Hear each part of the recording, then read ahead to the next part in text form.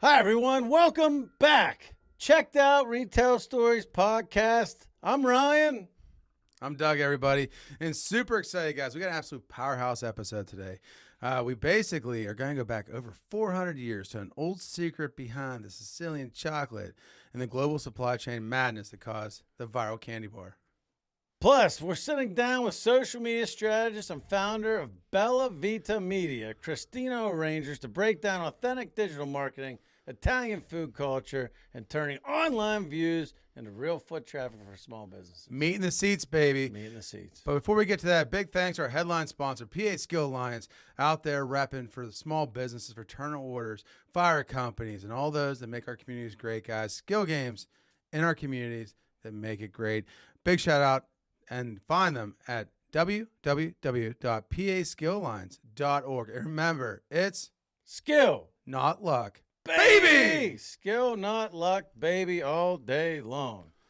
So, want me to tell you what's happening this week? Let's do it, Ryan. This week has been just like in business, and in our business especially, but in every business. But, you know, you get caught up in different things. You get caught up working on different things, different projects, trying for new business, trying for this.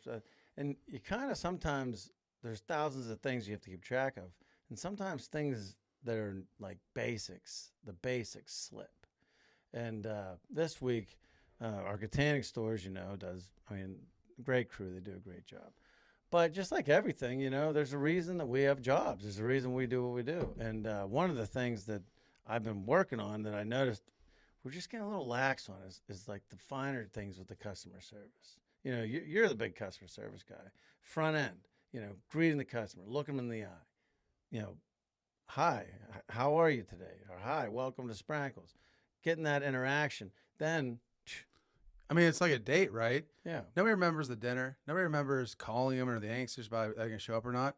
Everybody remembers watching the movie later on in the evening. So, just like the store, service starts and ends with the cashiers. It's the last thing they remember, last experience. And as far as timing, if it's not quick, it's miserable. So it has to be quick and efficient with no I forgot your bag. All that stuff matters. Last opportunity to impress the customer. Exactly. So we've been drilling down through all the mechanics of that process, trying to make it, especially for like the new people, but for everybody, trying to hit three basics that just are like non-negotiable. Greet the customer before they greet you. Eye contact. Direct them to enter their rewards, because customers get very upset if they do a transaction, they go outside and they don't put their rewards in. It's very frustrating. So enter your rewards, and then thanks for shopping at Sprankles today. Those are three big key things. And I caught a couple, as an owner, you hear things that, you just hear everything. So I just heard a couple interactions I didn't like. So I was like, back to basics, man, with the customer service, with just making sure that customer has our focus. And every time you do a command, meaning 12:45, please. Every time there's a command, there's always a rebuttal, meaning you ask them nicely with please, and you always thank them anytime they commit a command. You do that, and again, it's just one little touch. And again, to your point, last thing, hey, have a great day. Yeah. Just make sure you hit those points, like that kind of thing. Basics with, at the smaller stores especially, being smaller stores, smaller volume, you still have to cover a large amount of working hours. But in some of the departments, you can't afford to have people there the whole time. So, but you're open the whole time. So the customer doesn't know that your meat guy had to leave at whatever. If they have an order at 5, they have an order at 5. We kind of talked about that in the last episode with one of the extreme versions of that. But it's very important to have a procedure in place. And that's one thing we found out. It was brought up to me. Amy in the deli brought up to me, hey, our customer service is behind with our phones and stuff. So just going back to basics, streamlining, making sure there's a plan, making sure the customer has a path to get orders properly input. Just the basics. But, sometimes you have to go back to the basics. And you have to make sure they're right, and you have to kind of tweak them. And they evolve. The basics evolve. What was the basics 20 years ago is somewhat the basics now, but like with technology and stuff, you have to evolve. You have to continuously look at it and make sure that it's what the customer needs. And the demand on our people are a lot more. I mean, with all the technology and all the things that can go wrong with that, you just have to be more aware. It's funny when you talk about like the business as a whole, yeah, are we still selling cans of corn at the end of the day? Of course we are. But how do we sell those cans of corn? And we got worked 3 times harder than our forefathers did to get the same amount of business. Yeah, no question. And it all starts with starts and ends with the customer. The people they got it when they come to that door, they got to be treated right, or they have a lot of options now, a lot more than they had back in the old days. Doug, what's happening with you this week? Well, it's funny. I actually today I was working on the final parts of the script, and I was talking about. Well, actually, we'll lead into that in the retail stereotype. But one of the things I was thinking about is how I grew as an adult through the trade show of my career. So, as you remember, when I first did trade shows, what did I do? I mean, it was legendary. You entered all the contests and you won them. Well, that was when I was a kid. But what did I do when I was like 21? Partied hard, coming hungover, hammered, probably still a little buzzed up. But to be honest with you, you were a supporting role at that point. And you didn't even know if it was going to be your career. I'd have probably done the same thing. But that is how you started. I made a lot of friends that way. Yeah, you did. I mean, late night at the bar, you can make a lot of good relationships at the bar at a trade show. Amen. And we talked about this in previous podcasts, how important trade shows are for not just the business, but the networking and being a positive influence for your wholesaler or anybody else. And so, it's funny for me, you go to a lot more food shows than I do. I mean, you go to probably, for every 2 you go to, I might go to 1 if I'm lucky. So when I go to a food show, it's kind of a unique experience just because, again, it's like, we're very similar as far as how we go to food shows, but like, I'm getting ready to go to this food show, planning for that this week. And so this time we're taking Bella, who does all of our app card, all of our digital programming stuff. I'm taking Lindsay and Duke. And so we're all going down. So like, I'm already going through the mindset of like, what am I going to talk about? What am I going to do? What's my game plan? And while I'm doing that, I get railroaded by this crazy situation in the store where I had to get involved as an owner for a credit. And how did that even come about? Long story short, there was some miscommunication.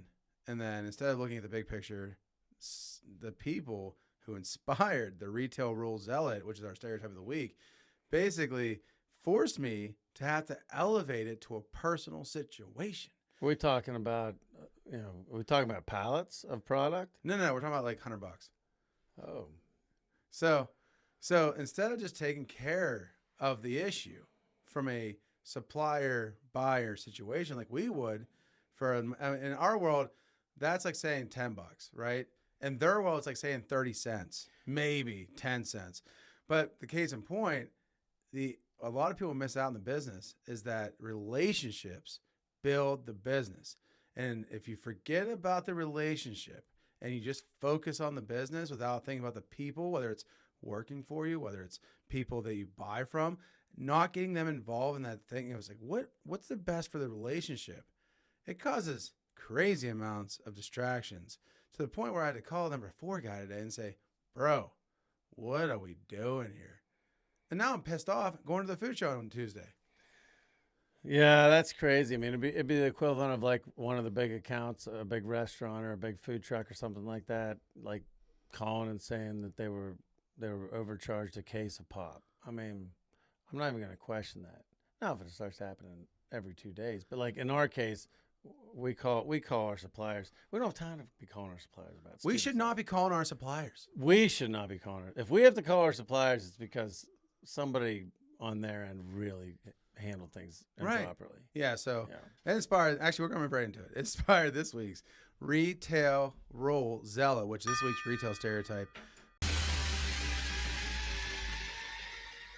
Ryan, we talk about every store in America has a front desk customer service, and behind some of these is the archetype of this absolute power hungry person, the customer service role zealot. Yeah, I mean the human roadblock, the person who treats the $3 coupon the same way that somebody would treat an international trade treaty. I mean, every situation is this like life altering. They don't have the ability sometimes some people, they don't have the ability to decide to like put things on the scale. They don't like in the instance of what you just said. You're talking about $100 on from a customer that never complains and is literally probably purchasing what, $5 million a year.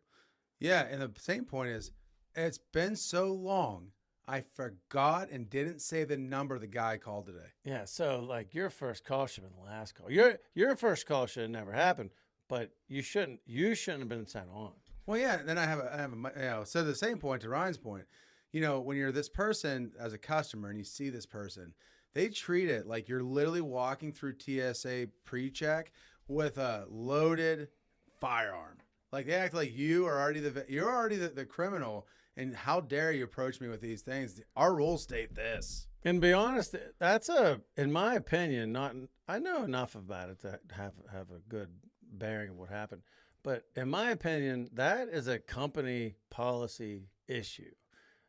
It's not an individual issue. Like in our world, let's face it, we give our managers and our department heads, they are in charge of their numbers. They're accountable for their numbers. They're accountable for their sales, their gross profits, all of that. So in turn, we know they're accountable for that. So if they're dealing with a customer of theirs and there's an issue about charging, we trust that. Trust but verify, obviously, which we'll get to later, but trust that. We trust that. But like if it's like $1,000 situation, $500 situation, then we might get involved. But like for you to talk to the number 4 guy from a company over a $100 situation when you're buying $5 to $7 million a year off of that company is a company-wide policy issue, in my opinion. Well, too, and the fact that I was involved from day one on the acquisition, phone call, execution, and they didn't deliver, that's a problem. But huge problem. It goes back to, we always talk about, it's weird. Everything goes back to the OGs of the retail world. The John Wanamaker and the Marshall Field, who revolutionized department stores back in the 1800s, and them using the idea of better customer service to fight the caveat emptor, which is basically buyers beware. They're the ones that started all this madness. Yeah, I mean, they were geniuses. They knew if you remove the risk of a bad purchase, it actually made people spend more money. Like if you made people confident in every purchase by knowing that they could return it, it made them just, feel very confident about it. And it made them just trust it and buy a lot more stuff because they knew they could trust it. Right. And it wasn't until the 1970s and 80s when, giant discount chains were losing millions in return fraud. There was actually a whole show on Starz about it. They basically got their corporate teams together and developed these ridiculous, over crazy restriction plans to try to move those analytics, those numbers down to lower the return risk. Yeah, and it actually created an opportunity for independent grocers like ourselves because where somebody walks in, they better have a 10-page document from their attorney with them, backing their cause of returning a bag of apples. But if they come into Sprankles, they're going to be able to come in, show us the bag of apples or even the receipt.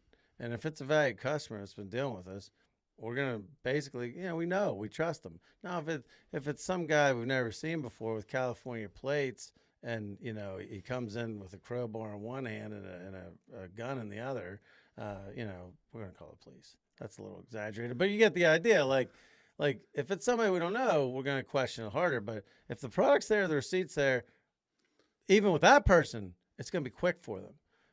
But it's going to be enough. We have enough accountability built in that, it keeps people from abusing us. But at the same time, people know they can come in and get taken care of and not have to wait in line, not have to be judged, not have to go under scrutiny I think it's an advantage for us. 100%.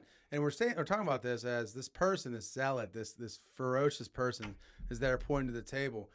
They don't realize that every single customer in the world, basically in America, averagely spends $5,000 a person a year on groceries. So you might have got your $3 coupon back, but now you have somebody that's not only actively mad about it, they're going to tell 30 of their friends, and it could affect the business. So at the end of the day, it's about what's doing what's right. And again, it's the spirit of the law, not the law itself. Yeah, and word from the wise, if your customer service desk feels it all, looks it all, acts it all, has the vibe of airport security, You need to question what's happening because this shouldn't be the same vibe in airport security as it is in a front end of an independent or even corporate grocery store. Amen. That's this week's retail stereotype of the week. So Ryan, we move into our origin stories. What do you got this week? Well, it's funny. You and I are both history fans, and we both draw a lot from history and military history, political history. Because the way that people ran countries, the way that people ran militaries and campaigns, political campaigns, war campaigns. It's very similar to running a business. I mean, business is war. Business is a political campaign. You're trying to treat your customers better than they'd be treated somewhere else. You're trying to give them a better, outlet for whatever they're trying to purchase than an experience than they'll get anywhere else. And so there's a vying for that customer, for their business. And, one of the things growing up, we sat, it wasn't like now where you at the age of 7 or at the age of 4, at the age of 5, you could just be there on your phone looking at YouTube videos while the parents are talking and stuff. There's nothing else to do. So you would listen in on the conversations and hang around. And one thing I remember Uncle Jack, saying a long time ago, he quoted, this was when I was a kid, he quoted Ronald Reagan. He said, "It's like Ronald Reagan, Ryan, trust but verify." And it's funny, that has really been, lately with us moving into the podcast realm and with us kind of taking on that extra layer of responsibility, extra layer of job, extra layer of accountability, we've had to delegate a lot of the tasks we used to do to other people. And so that really is resonating more and more now, trust but verify. Put the right people in place, make sure they're compensated correctly, give them clear direction, trust that they're going to do a great job, but you got to verify. Every single time.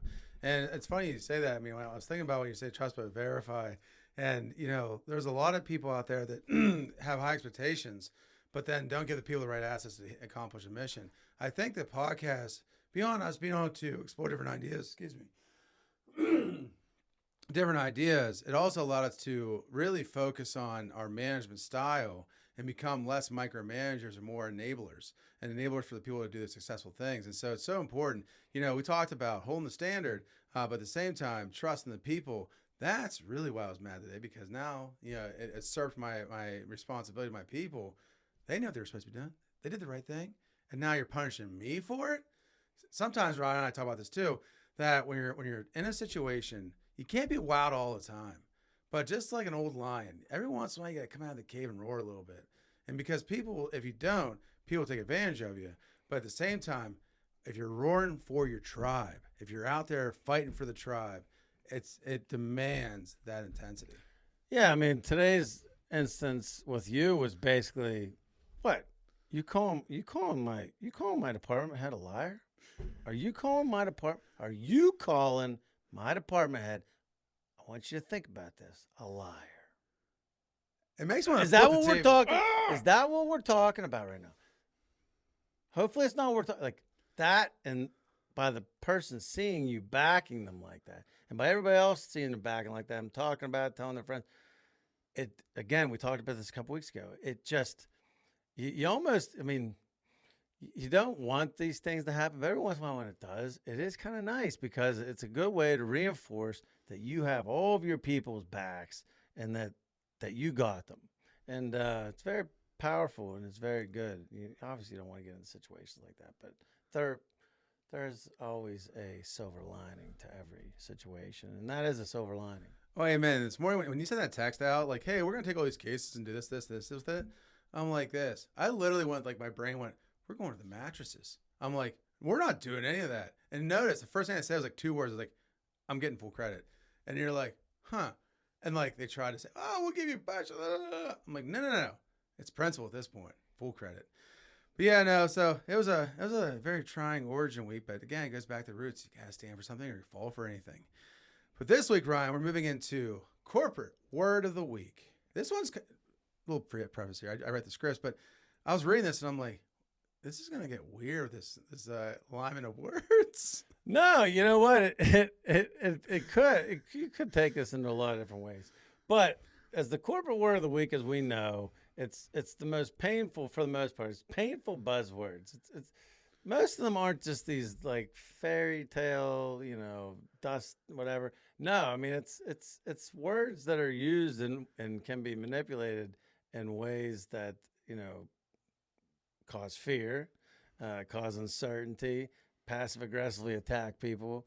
It's basically corporate's way of making it legal, making it a nice way of saying things. But I mean, this week's word, man, talk about buzzword, talk about a word that, is used this way. Tender edge. Tender edge is the corporate word of the week. Here's a question. We know our sources on this. She's heard this in meetings. Actually, this came from John Morris, Brandon's boss. John, big fan. He's gonna be a guest of the cast at some point for sure. But great big personality, great guy, huge fan. But tender edge. He heard it in a meeting. He immediately texted me. He said, "I got a word for you, tender edge." So you're on the tender edge. I mean, it's wild. It says living at your tender edge. This is the exact meaning.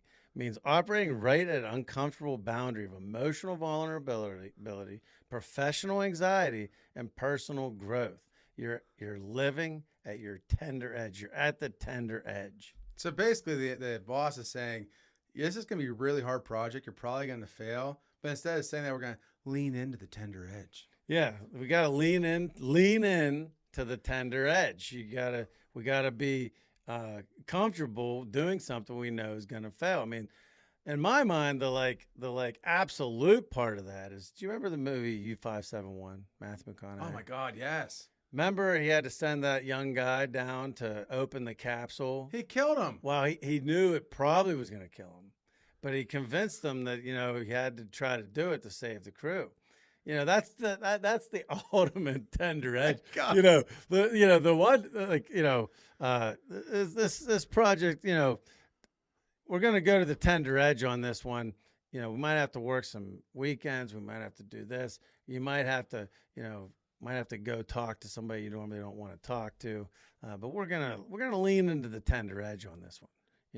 It's like saying it's gonna get so bad here at the workplace. It's gonna get emotional, and I feel like to the same point. It started in the 1960s and 70s with T groups or sensitivity training, where I pioneered the psychologicals of the National Training Laboratories. Big corporations used to send managers to retreats where they sat in circles and aggressively shared raw feelings to break down office hierarchies.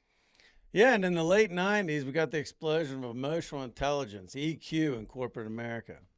Then they realized that basically the empathy and the self-awareness actually made teams more productive because people were totally engaged. And so they modernized the word tender edge, turned a basic vulnerability into a mandatory KPI on your annual review. Oh, I know. It's wild. I like it. It's a corporate way of framing panic as emotion. Like instead of being like, instead of saying, "Oh, don't panic on this," it's making it look like it's an emotional breakthrough. It's like corporate's way of making a terrible situation seem like, "Oh, no, this is good for you." Now, the positivity panda in me wants to say this, that it's literally, one of the things I do like about this is it recognizes people have emotions and not just our numbers and products. So from a manager standpoint, it does reinforce the fact that you care about their position in the project and the fear they have. You're going to meet them somewhere in the middle. We still got to accomplish the goal. Yeah, I mean, let's explore our tender edge. We're going to have to go to the tender edge on this one. I mean, it's basically a way of saying, man, this is going to be uncomfortable. This is going to be rough. We might not make it. But what we're going to make it, though, is this week's phenomenal guest, Ryan. Phenomenal guest. Super excited. Talking about everything Italian food culture, IUP, being a D2, which should have been D1 lacrosse player. But again, a person with values, a person with choice. Super excited about this week's guest. Ryan, please introduce. You're not going to have to find your tender edge to enjoy this guest, man. We got Cristina O'Rangers in the house today, baby. Woo! PA skilled players seek genuine PA skilled games. How can you tell the real from the imitation? The PA Skill Alliance offers a 4-step identification process to help you find genuine PA skill games. 1. Check for logos. Does the machine display official Pennsylvania skill game logos? 2. Look for Powered by Pace-O-Matic. Is it Powered by Pace-O-Matic visible on the game's case? 3. Assess business reputation. Is the game a reputable business? Genuine PA skill games were not intended to be standalone businesses. 4. Examine game style. Is it a tic-tac-toe style game that offers the option to win every time?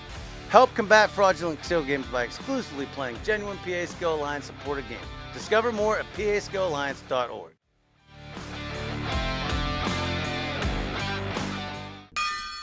Hi guys, today we're super excited. We're diving into great food, Italian passion, and cutting through the noise of digital marketing. We've got a social media guru and founder of Bella Vita Media Marketing, Cristina O'Rangers, in the studio today, guys. Welcome to the show. Hi guys, thanks for having me today. I'm so excited. This is great, Christina. Thanks for being on the cast. I have to ask, we asked this of our guests, what is your favorite, with you, this is going to be interesting coming from you, what's your favorite grocery store in the whole wide world and why? That's a great question. Since being a new homeowner, I've really valued bulk shopping at BJ's. That makes sense. Also, I live in the city and that's the closest grocery store to me. BJ's, and then we have Sprouts. Oh, Ooh, another good Sprouts operator. Sprouts is an interesting experience. I've been in a couple of those out west. It really is. Yeah. What do you get at Sprouts? What's like your go-to items at Sprouts? We'll grab our fruits and vegetables there. It's the easiest thing to do. Another great thing about just living in the city is I could walk to any corner and they have a little grocery store of just, we're 15 minutes from New Jersey. We have all the Jersey tomatoes, Jersey corn right now. Surprisingly, we have peaches. We all know what that epidemic was like just a few months ago. So it's really, really nice to be able to, walk just around the corner and have. I'm still exploring all the grocery stores around me too. I just moved here a couple months ago, so we're still kind of figuring out where our favorite's gonna be. There's probably a heck of a scene there for sure. I mean, it's crazy. It's funny you mentioned about Sprouts. That's really what we're trying to fit in with our businesses because we know people go to Sam's, people go to BJ's. We know that kind of thing. So we're trying to be that fresh center for people to go to. So it's cool to hear that that's a stop you make on the side of going to the big box like that. Oh, of course. I just feel like anyone who works in food, loves being around food, loves cooking food, you truly just understand the value of quality produce. And knowing where it's coming from, a farm that's 15, 20 minutes away, the blueberries are going to taste a lot more fresh than a farm that's 3 states away. Especially because, one of the things I found out is Lancaster County is like for lamb, for, a veal is like unbelievable veal. But it's a great spot because it's a super agricultural community. But with Philadelphia right there, a lot of these restaurants are sourcing right from there and doing a lot of custom things as well. Oh yeah, it's actually great. One of the people I get to work with, every Tuesday and Thursday, the executive chef actually goes to the Lancaster Farmers Auction, where it's the best of the best produce for these restaurants, for these chefs to be cooking with. And it's just an absolute honor to even be in that space of, businesses where their entire core belief is just serving no BS to the people buying their food. And being able to back that it's nice to know I could go to bed at night knowing I'm backing campaigns and core business beliefs that genuinely they think, and they believe that food is medicine. And speaking of politics, I saw you got involved. Josh Shapiro, you're involved with him recently, correct? I saw one of the videos. Yeah, yeah, so Governor Shapiro, his social media team is great. We've gotten to do a lot just in PA in general. Um, More so showcasing all the great economical factors, especially with Philly 250, the FIFA Fan Fest, MLB All Star Game. I was just a small little moving part and just being able to talk about that on social media and also share the facts of these businesses are going to be generating revenue this year that may not be comparable to the previous 5 years they've had in this city just because of all of the tourists coming here. So that's been really fun to be a part of those events, be in the space with the governor. I am pretty young still in my career. So, walking into that space is a little bit nerve wracking. And I'm really lucky I get to work with a lot of amazing influencers that work with him really closely.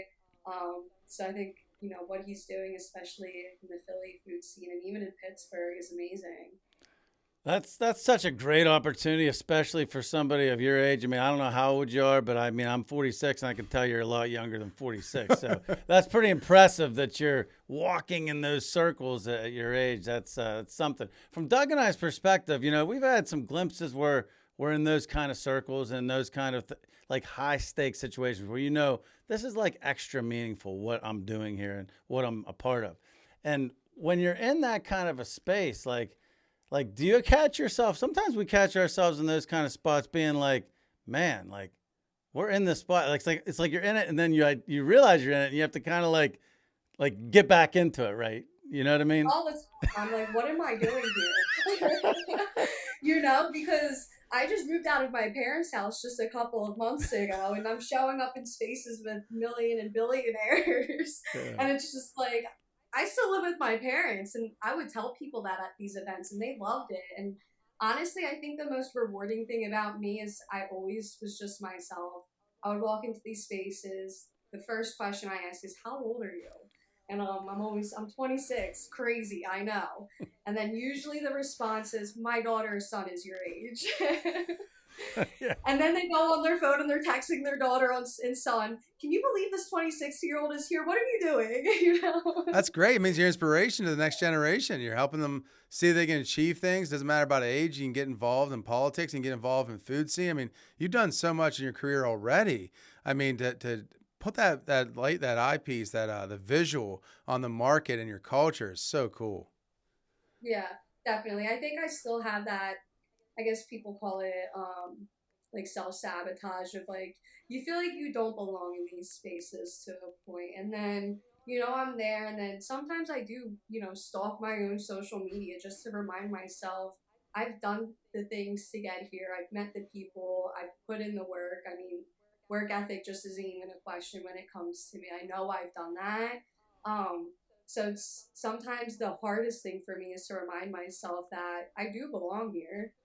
That's great. That's a great like self thought. That's a great like for golfers a swing thought type of thing. And I tell my kids all the time, because I have a daughter's 21, my son's 19, and I tell them all the time, hey, when you're in a stressful situation, just really make sure you're prepared, and then tell yourself, I should be here, and then just roll in and just be natural. And if you do that, from my experience, and it sounds like you've already realized that gets you some places. Yeah, just being yourself. I think the younger generation, we think we have to be as smart or know as much. And I always look at it as this is the time to make the mistakes and let people know I'm still learning. And, as a marketing agency, one of my biggest sales pitches is you could work with an agency that's been here for 30 plus years. They know what to do. Or you could work with me, someone who really wants to make it. I'm so hungry for this. I'm willing to go above and beyond for you. And, I've never looked at my age as a reason as to not try things or, not think that I could do these great brand things that people are doing. And yeah, I think you need a little bit of delusional confidence. It's funny you say that. One of the things Ryan always talk about is Les Brown. Are you familiar with him as the speaker? Les Brown, Yeah, I'm not. he's talking about when he was a kid. He was a DJ, and he waited. The one guy that was on the show was a drunk, and he waited for him to black out on the thing so he could take over the microphone. He's like, "You got to be hungry." You gotta be hungry. It was Yeah. so good. So Hey, that's the Philly motto: "Hungry dogs." Hungry dogs. So going back to the origin, you're surrounded by Italian culture. What values and traditions or habits kind of stuck with you most as you were growing up in the Philly area? That's an easy answer. Work hard, enjoy your family, right? I grew up with two immigrant grandparents, came here, didn't have an education past second grade, didn't know any English. They immigrated here with all their siblings just to make money so they could go back to Italy. And I always say I ended up with the grandparents who stayed here, so I don't have the luxury of living in Italy. um, But really, they worked so hard in growing up and just going to school. The fact that I had an opportunity to go to school was something they never had, let alone my mom. My mom didn't even finish high school. She went to Italy, opened up her hair salon.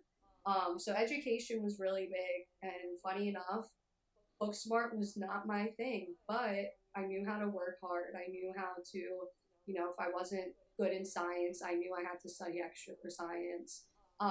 But also just knowing that we're working hard to be with our families. We're working hard to enjoy the people and enjoy our time. It's so limited. I think my parents have instilled that in us at such a young age that your time here is so valuable, and it doesn't matter where you go or what you do or how much you make. It really just matters who you're spending that time with. Um, and that's transferred a lot in my business, right? Like my dad's motto raising us was the most important things in life are things and it's people. And that's always been implemented in my personal life. And I realized it's just as important in my business. The opportunities I've had and the places I've gone was all about who I know and just really valuing those relationships with them. And, again, I worked hard to get to those relationships, but just understanding that this isn't just another person that I'm working with or who's writing me a check. This is someone with a family, someone who's worked 30 plus years. This is someone who has sacrificed for their business and they're allowing me to be a part of that. So, I think that's one of the biggest lessons, core beliefs, I think I'll pass to my own kids one day is just your time, your people, and work hard. You could go to bed at night. You may have failed, but if you could go to bed knowing you did your best and worked your hardest, like, what's there to worry about? Man, that's a mic drop there. That's a gong. Yeah, gong That's a it. gong. Boom.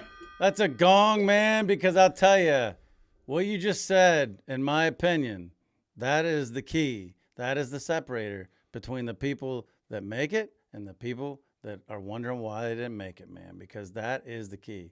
You take that core and you put it in a tire salesman, he's going to be the best damn tire guy in the state of Pennsylvania. You take it into a restaurant owner, it's going to be the best damn restaurant in Philly. I mean, the magic seasoning is what you just said there. And then the willingness to get up every day, sore, tired, defeated, and still go to work.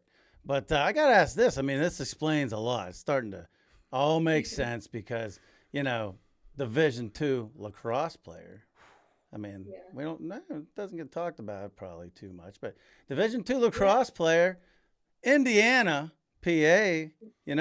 How's a girl from Philly? How do you adjust to those morning rural cold practices? Indiana's a little different situation than Philly, right?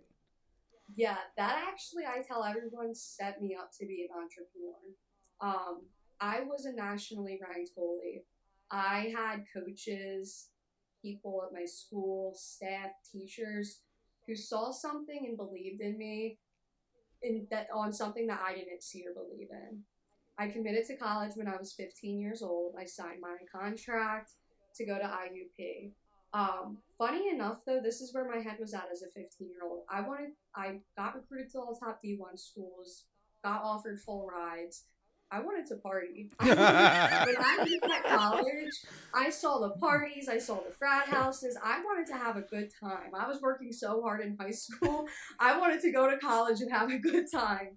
And what sold me was the coach I originally committed to. I'll never forget this. We're sitting in her office. It's her, me sitting on the couch with my parents next to me.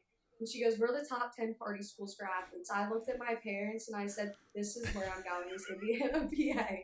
I don't care how good the team is. I don't care what the program's like. If I know the athletes can have some normal experience, I'm going there." I ended up playing my freshman year for a coach that I didn't commit to. So that coach that, we sat with, she ended up moving, starting a program at a D3 school in Florida, offered me to come, and I didn't want to go to Florida. I mean, going 4 hours away from home, as scary as it was, going to Florida seemed like the scariest thing I could ever do. So played my freshman year for this coach. We didn't have the same relationship I expected to have with the previous one, so I decided not to return my sophomore year. And this leads into even more stories. My sophomore year, I'm like, who am I outside of being an athlete? I felt like I knew nothing. So in the span of 3 weeks, I decided to drop out of college. I moved to California at the age of 19, and I was in California for 4 months before COVID-19 hit. So that time period of my life has set me up so much for entrepreneurship in terms of, you have to go through these obstacles, challenges are thrown your way, these skills of just my adaptability, being able to pivot what I'm going to do with my life, being able to search and research what I can do with my life.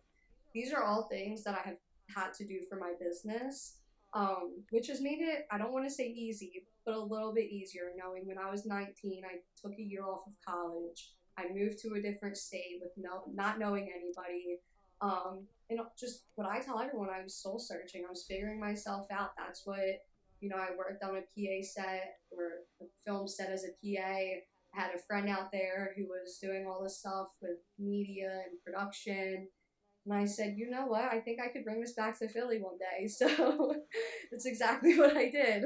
Well, I mean, wait, let's back up just a half a second here. So, Division I athlete decides to go Division II to have a good time, be able to enjoy yourself. First of all, that's a decision not too many people make that are in that pipeline. So then you go, understand the whole situation. Now, the girl that was afraid to go to Florida, 2.5 hour flight, decides to just, hey, I'm going to go to California today and let's see what happens. Like, I think you just kind of bypass. Let's just cover let's cover that a little bit. Like, okay, you're in IUP now. Oh, you know what? I'm just going to drop this. I'm going to go to California. Like, Yeah. how did Yeah, so I just finished the fall semester of my sophomore year at IUP, and that was my first semester back not playing sports. I decided to rush to sorority that semester because I needed some kind of team aspect. And even still doing that, I just didn't feel like fulfilled. Honestly, the best word to put it is things did not feel like that's not how I wanted my life to look like. I was in this life, and I wasn't playing lacrosse. I wasn't on a team of any sorts. I wasn't playing sports at all. I rushed to sorority. That wasn't fulfilling me the way I thought sports were. Um, and really, when I say it happened in 3 weeks, my dad and I were on the phone one day. He was like, well, if you need to take some time off of college, take some time off of college. We'll figure it out together. I have amazing parents, by the way. And then I knew one person from my summer job who lived in California. Her name's Lisa. I was a waitress at an ice cream parlor in Wildwood, New Jersey. And when I was, I think, like 17 years old, I first met her. And every summer working with her, I just thought she was the coolest girl. Like, she lived in California, came to Wildwood, New Jersey, worked at this ice cream shop with customers who would visit her. It's been 10 years at this point that come there just to see her. She was a celebrity, like, in my eyes, right? And I was just like, I want to experience that. So after that phone call with my dad, she called me saying she needed a roommate in California. So I called my dad back and I said, this is a crazy idea. If I find someone to take my lease here at college, that can pay my rent in California for at least 2 months. I know that. My birthday was 2 months away. I said the only thing I want to ask for my birthday and Christmas, because they're a week apart, is a flight to California. I'll figure the rest out. So that's what my parents did for my birthday and Christmas gift. They got me the flight. I found someone to take my lease at college. I used that for my rent in California. Got there. Lisa picked me up. The first 2 weeks in California were rough. I sat in bed with like the biggest anxiety. I was 19 years old. I was depressed. In my head, I was like, what did I just, like, this happened so quick. What am I doing with my life? And then it just clicked to me. I was like, I'm in freaking California. Like, let me go out and walk. So, I would go for walks. I would meet amazing people. I got a job on Ventura Boulevard. I made boba and lattes for the Kardashians' real estate agent. Or, yeah, for all these my first day walking home from work, I saw Gordon Ramsay. And I'll never forget texting my friend and her being like, you're in LA. You're going to see famous people. And at that time I was just like, wow, like my life can be great. And all it does is just take me to make it great. So now I gotta make it great. Yeah, COVID hit, moved home, nannied for a wonderful family until classes were back in person. And then, a full year had passed where I could go back to school for my spring semester for fall or spring semester for sophomore year. And I went back and I changed my major to media studies and marketing in California. I was exposed to all of this. This was before COVID, so before the influencers and social media marketing was as big as it was. When I moved home, once COVID hit, I was managing a restaurant. And this kind of goes into how I started my business. I was managing a restaurant. My staff they needed customers to come in. I needed to bring customers in. So I was implementing just what I was watching happening in California or what I was learning online. Um, and I built a really, really strong portfolio for the remainder 2.5 years at college. So by the time I graduated, the job market was tough. I got a call back saying I was overqualified. Never heard that. And I was just like, you know what? I moved to California at 19 years old. I could start a business. So That's amazing. It's amazing. We talk a lot about like, our background, having that pressure of having to create sales beyond just running the business. Let's face it, running a restaurant, that's hard enough. But then taking that mindset and how can I incorporate? So what were some of the early things you did to help get those people in the door?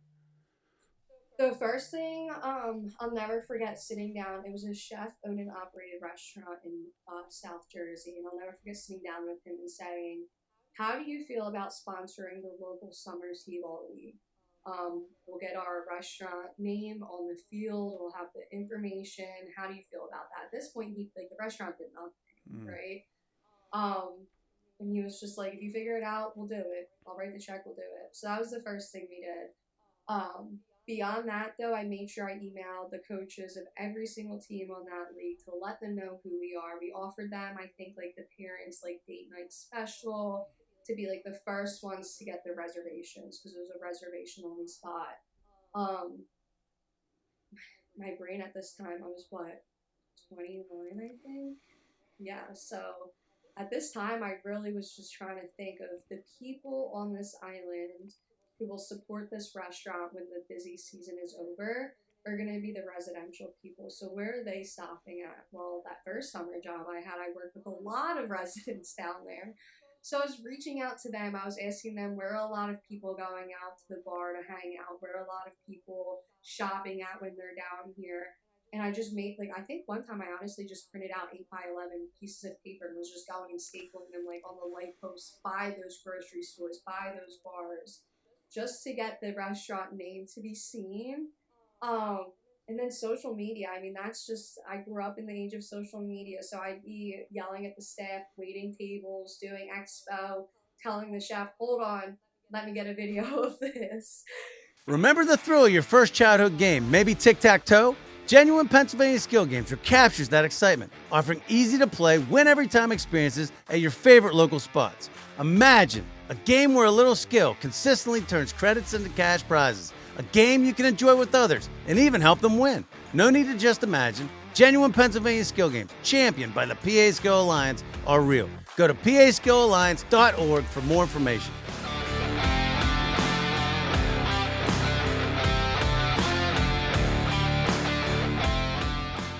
They would all be so annoyed in the kitchen, but once that got posted on Facebook, we would have 200, 300 likes, 80 to 100 comments of people talking about, oh my gosh, I miss this dish so much. Oh my gosh, this just reminded me I needed to make a reservation.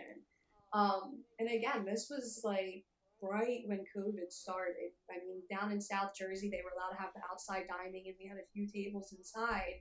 So people really weren't promoting their restaurants in the sense that we see today on social media um, that much. So just a restaurant where it is reservation based and reminding guests like, hey, we're here. We have this really like renowned dish.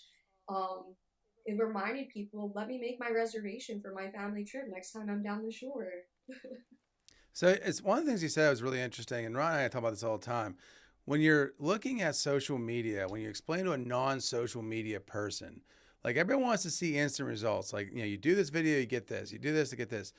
Do you look at it like we do, which is like it's almost like a savings account? You throw a bunch of stuff in the savings account, and you're not sure if it's ever going to pay out, but as long as you're keeping the consistency of the building the account up. Do you see the same thing as far as the growth in your social media platforms? Yes, but a little bit differently in terms of I am a full agency. So I have a team behind me where we're strategizing, and I'm sure you're strategizing, but we're also reviewing numbers a lot and seeing what numbers come from what content pieces we put out and why. Um, Another thing we're really getting into is the UTM links. So anytime we post them on Facebook or anytime we have any link on any of our social platforms, we're trying to make sure we could actually convert the dollars that that's bringing in for the business. The way I look at it is when a business is hiring for my services, we can say, oh, we'll make sure you're constantly online and showing up and staying consistent. But also, too, when you hear marketing, you want to hear an investment of that. So we have to make sure we're clearly showing what the ROI of our service is. For a lot of business owners I work with, they don't really see the benefit of social media. The biggest thing I tell people is your brand awareness. You're reaching new audiences. Your brand's being discovered. People are going to find out who you are. They're going to learn more on your page. Um, the bonus to that is if we can get sales, if we can convert this into paying customers or clients. And really that depends like on the campaign. I've worked with small businesses that have just opened to, again, a company that's been around for 30 plus years with multiple locations. So to the extent of how much we actually review and strategize depends on that business. Of course, their budget, unfortunately, I wish I could give everyone the full marketing experience, but we really are a CMO for a lot of these restaurants and food and bev places. And we all know there's a lot of overhead in restaurant and food and bev. So the expenses can really add up. So trying to make this look, not even look, but be as much of an investment for them as possible is kind of how I treat the social media because at the end of the day, the restaurant, the first person that they're going to let go is the social media person if they have to make those cuts. They need the chef, they need their staff, they need their accountant. They don't see the need for the social media person unless that person is providing the value you're actually bringing to the business and being able to, one, communicate to them. I feel like everyone I work with is now family. That's just how I treat the people I work with. So being able to just clearly communicate to them, hey, this is you're paying me this is where it's all going, and this is what it's being returned as. No, the return is so important. And in our own business, when Doug and I first started using social media, it was out of desperation. It was the same type of thing as what you were saying. One of our stores was struggling. We just decided to throw some stuff up there. We saw, created some motion, some movement. Then we sold that store because it was on the border. It was a smaller volume store. But then we took that energy and we decided to really go full blast with our other two stores in an actual, planned program. But it was funny. We met a lot of resistance, especially from the older people at the time. This was like 2017. And there was a lot of resistance and like, hey, why don't you guys do something constructive like go pack chicken or, why don't you go mop a floor, do something that's going to be actually producing. And so then, we got some flack there. So we went to the store that actually hadn't had any remodel or anything like that. And we said, okay, let's just give us a shot at this. And within like 6 months, it was up 9% with no other explanation. And then that gave us the proof of concept and we were able to sell the rest of it. And the rest is history, so to speak. But the return is very important to show and to be able to measure the results. So that's obviously a secret ingredient to why you've been so successful so quickly. But moving back, I want to move back into like the love of a classic Italian, like in the Vespas and the whole Italian mindset and grown up Italian, the complete state of mind. Like just like explain to somebody who isn't maybe from Philly, who isn't Italian, who hasn't seen Rocky more than 50 times. I think I've seen it like 45. Let's just say to them, like, what is the vibe? What is that vibe? What is the mystique that these restaurants are trying to put people when they go there? What's the experience supposed to be? The Italian restaurant scene, especially in Philly, is like none other. When people's grandparents, great grandparents immigrated to the States, they either ended up in New York or Philly. Ohio has a really big Italian population as well, same with Chicago. But I think what really connects just like the American Italians with the Italians on the East Coast, like you mentioned, Rocky. When my cousins from Italy would come to visit, the first place they wanted to go see was the Rocky statue. Meanwhile, Philly people know Rocky's based off of Joe Frazier, the real OG fighter, who's the Golden Glove boxer. So I think a lot of it has to do. I mean, when you hear culture, there's so much that you could hear behind it. But like culture and tradition with Italians, and especially food, that is at the heart of everything we do. I don't know one Italian family who doesn't spend, their summers doing the jarred tomatoes, where you go get the bags of tomatoes at the farm. It's a whole family function. You're washing, you're peeling, and you're jarring the tomatoes for a full day, right? I mean, my family ourselves, we do almost 180 pounds of tomatoes. um, and I think understanding that in the Italian culture, just how much value and just how much memories and nostalgia the kitchen holds, the recipes. There's restaurants here in Philly. I mean, we're about a couple blocks away from one of my favorite. It's called Restaurante Pesto. And I met the owner's daughter. We were talking on the phone one time. She starts talking a little bit of Italian. I'm like, oh, so your parents are from Italy? She goes, yeah, my dad's from Italy. Because the big thing is, you're either Italian American, American Italian. I'd like to think there's a big difference. Um, being growing up in a more Italian American family and moving to a more American Italian area in South Philly, that was even a culture shock for me. My neighbor across the street, he's a retired chef. I'm telling him how me and my grandfather just, we made our own capicolo. We stuff our own meat, we cure it in the garage, and we make our own meats. He didn't care about that. All he cared about was I didn't call it gabagool. you know, he does the same thing. He just calls it gabagool, and we were cracking up. And now every time we see each other, that's our ongoing joke. I refuse to call it capicola now in South Philly around my friends here. But I think at the end of the day, it's just understanding a lot of us appreciate these foods and appreciate these traditions because we all understand this is what it was like growing up with our grandparents. A lot of Italian kids, most of the time, they're raised by their grandparents in the kitchens. Both of their parents are usually working, and it's something that you know Christmas Eve dinner, the seven fishes, right? I'm sure we have no one has ever met an Italian who hasn't celebrated the seven fishes on Christmas Eve dinner. And just in Philly, we have South Philly, which is a predominantly, American Italian, Italian American, place. We have the Philly Italia Museum, which is, the Museum of Italian Immigrants, and I'm heavily involved with that entire organization just because in Italy, for instance, you would go there and you would think we're stuck like 50 years behind. But all of the culture and traditions that we have here in America are from our grandparents, what they left in Italy 50, 60 years ago. So what my cousins in Italy are growing up on, they're growing up on, Kanye West and Jay-Z, and I'm listening to Frank Sinatra, and you would think it's supposed to go the other way around. So it's really funny how I feel like when I speak to my cousins there, how more Americanized that's becoming, and why Italians, especially in Philly, hold so strong to like this culture and this tradition because we kind of see it getting a little bit lost in Europe. Well, it's funny you said that about Frank Sinatra. So Ryan drives around all the time listening to Elvis. He's a big Elvis fan. But I started with Frank Sinatra, and then I went to old school Dean Martin Oh I yeah. love how he flows in the Italian with the regular. And so for a second there, you're like, oh man, then it really sets the mood for the whole experience. But as far as like that whole culture blending and thing, when you're talking about the food, I don't think people realize like the Italian food culture is just so like special.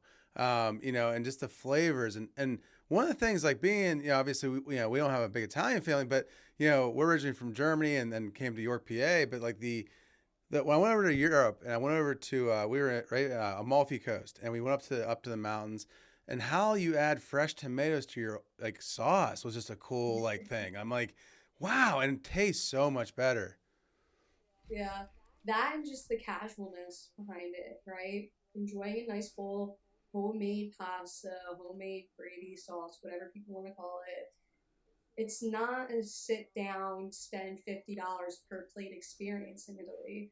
Some of my favorite memories eating pasta were on the beach with my family, and my aunts would be on their lunch break, carry the big pot to the beach, and just serving it in our bowls. And it's the best pasta I'll ever have in my life, right? You know?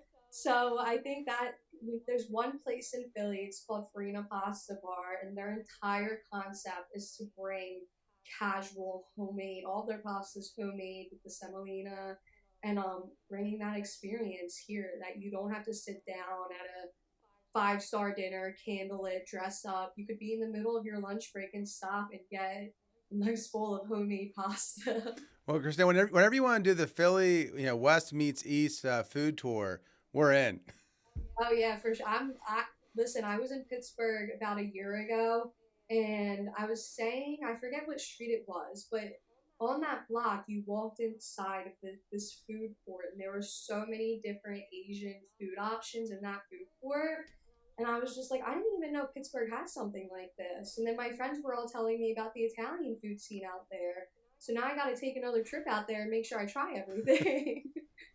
No, it's something in Pittsburgh. It's funny. You've spent time in central Pennsylvania. Indiana's kind of, I mean, they like to categorize themselves as Pittsburgh, but really they're central PA. They're on the border. So you've done central PA. We grew up in central PA. We grew up in Altoona State College area.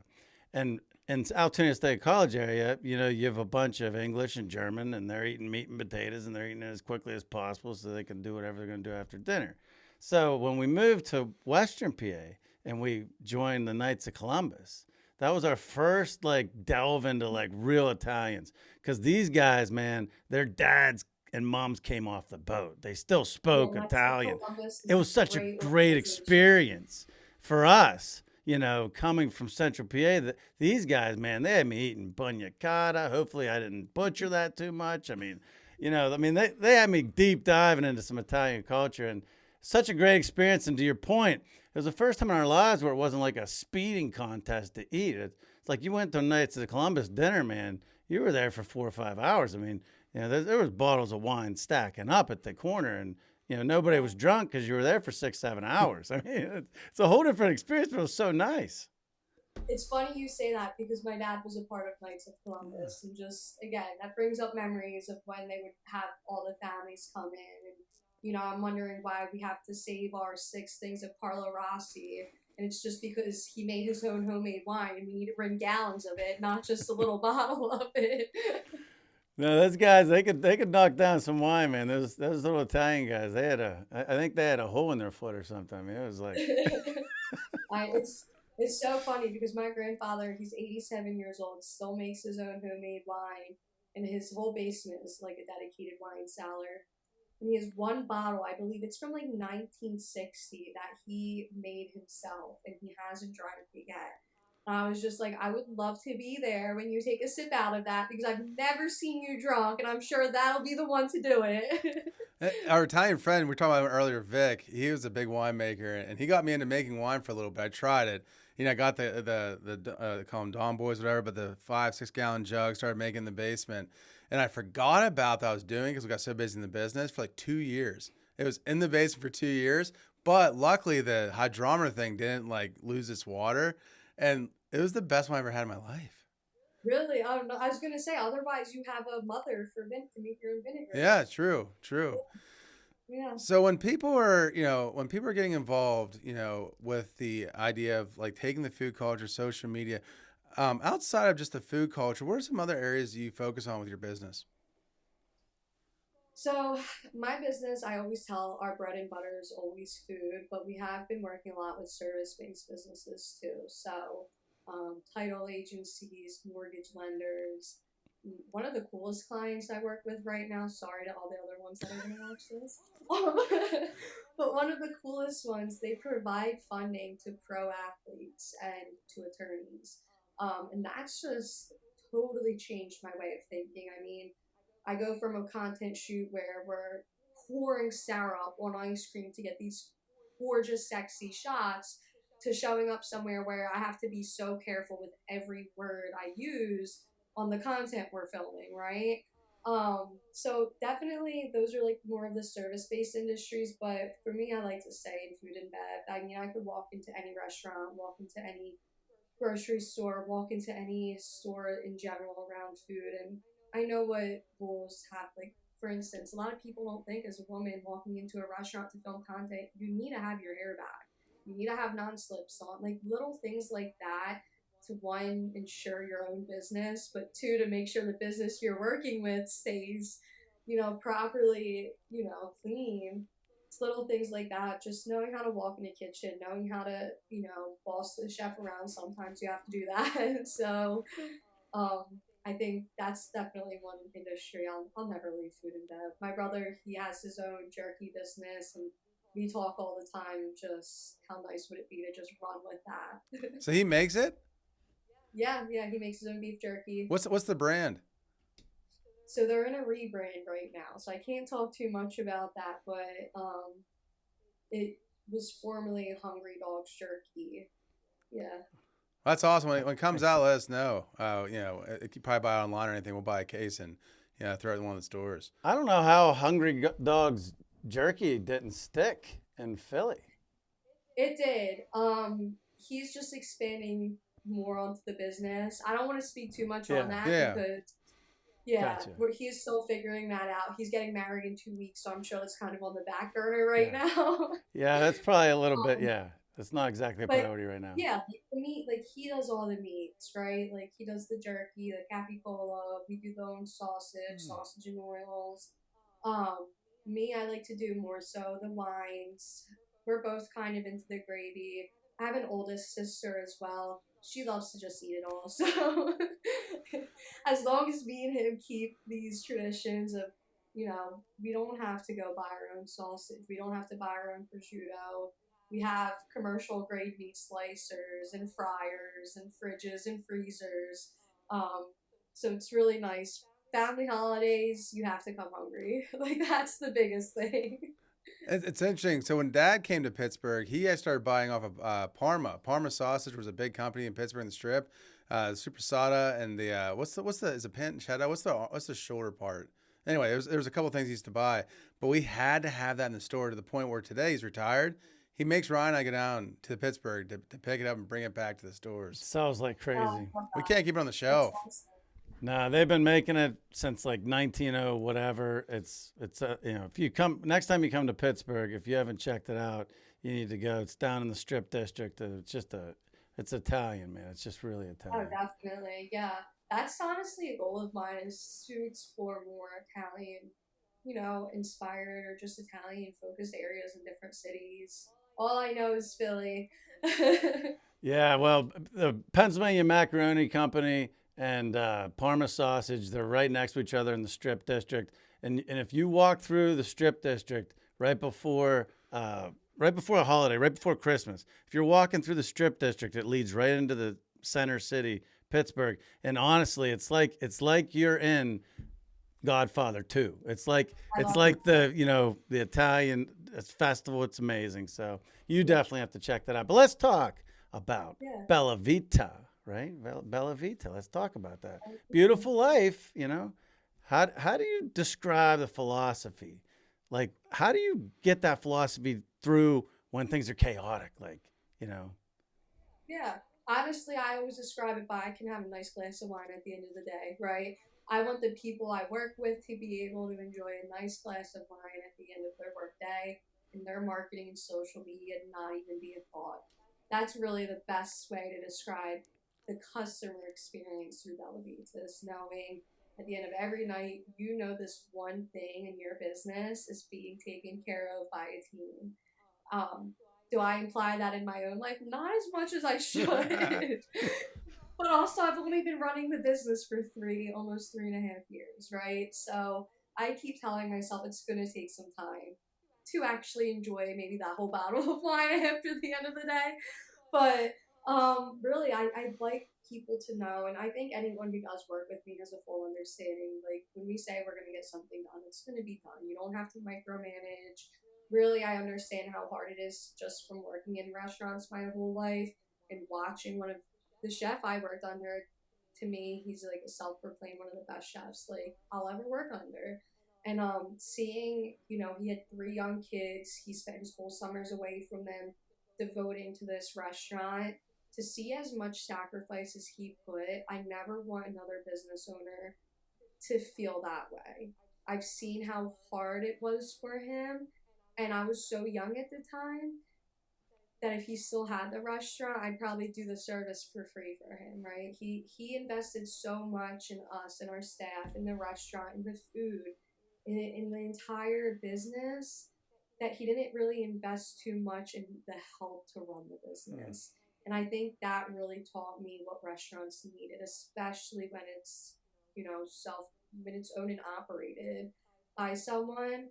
Um, they need that help. There's no one out there who can say they can fully run a successful restaurant without the help of other people, whether it's an accountant, whether it's a manager, whether it's a marketing agency. You can't do that all by yourself. And really, I just want people to understand that we're here to help. We're not here to be another expense, to be another check that you're writing, but just genuinely a team that cares of getting butts in your seats, really, is what we say. That's a nicer way of saying it. But really, to get the butts in the seats at the restaurant, I know my dad was a restaurant owner before, I was born, and I hear all the time just how hard it was for him to do that. So really, when a restaurant reaches out to me and all the questions I ask her, they might seem intrusive, but I need to know what the actual setup of this restaurant is. How involved are you as the owner? Are you in there cooking every day, or do you have an executive chef so you can run the restaurant? Do you have someone telling you what the customer experience is like from the second they walk through the doors? Because I will. I'll be more. If that's not my job, I'll still tell you because I know it will improve the restaurant. Um, so I think that's like the best way to describe Bella Vita, right? Is people are here to have your back and you can enjoy that glass of wine at the end of the day. And really life is good. We all know running a business is hard. I'm running a business with these restaurants at the same time. I know how hard it is. It shouldn't get in the way of just enjoying your life. No, it shouldn't. But it's crazy the chaos you go through. But you said something there that really struck a chord because I always say it to myself too. And maybe you got this from him. Are you familiar with butt in the seats like the guy who really made that famous, George Steinbrenner, New York Yankees owner? He was the Yankees owner in the 60s, 70s, 80s, 90s, legendary Yankees owner. And when he got Reggie Jackson into New York from Oakland, it was a big deal. And they said, you can't afford this guy. This guy's too expensive, boss. Like, he's like, listen, you guys. Our number one job is to put meat in the seats.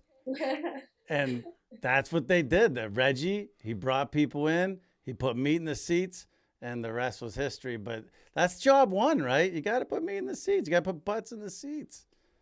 Yeah, yeah. Doesn't matter how good the photos look. Like, there's so many facets to marketing, right? We could do social media, we could do email, we could do experiential influencer, all these different things. But I like to tell them if someone comes to me for social media and I know, oh no, you need to be doing emails, I'm going to tell them. All I care about is your business generating more money because that's how my business goes better. Is as long as your business is making more money, my business can make more money. And the best way to do that is being honest with them what's best for their business. I mean, I've even turned people down, or not really necessarily turned them down, but I've connected them with other people that are better for their industries. Because at the end of the day, I think when you're an entrepreneur, when you're a business person, it's so easy to look at like, oh, I'm getting more clients, more and more and more. But it shouldn't be that way. It's like the quality and what you're able to provide these people. For me, it's I'm only going to work with people I know I can actually provide a valuable skill and asset to. I'm not going to just take them on because it seems fun to do something with their brand. You know, there's so many painters and brick masons that have reached out to me because their friends own the restaurant that I'm doing the marketing for. And the second we get on the phone, I tell them, I have a great guy for you. He does everything for construction, for blue collar people. I'm not that guy, right? If, like, I don't, again, back to just being an expense. I don't ever want to be that for anyone. That's what built your network. I mean, that ability to know what your boundaries are. The story that I love about talking to you is that you knew what your value was day one. You knew what your value was when you went to IUP. You knew what your value was when you're like you realized, hey, this team I'm going to play for maybe not work out. I went to California, but then knowing your value seems to be the key part of what you're doing, and understanding how with that you can leverage that in the relationship and add these pieces. I mean, your team. We really haven't talked about your team yet, but like with your team members, I mean, do they share the same ethos? Yeah, I mean, there would be no me without my team. They all know that, right? I couldn't get all this done without them. My account manager, her name's Landry. She's based in New York. She's going to school for her master's right now, and I tell her all the time, if I can get the business to a point to pay the desired salary you want by the time you graduate, that's the first expense. That's the first thing I will write off on my business because I know how much value she brings to my team. I have a great videographer.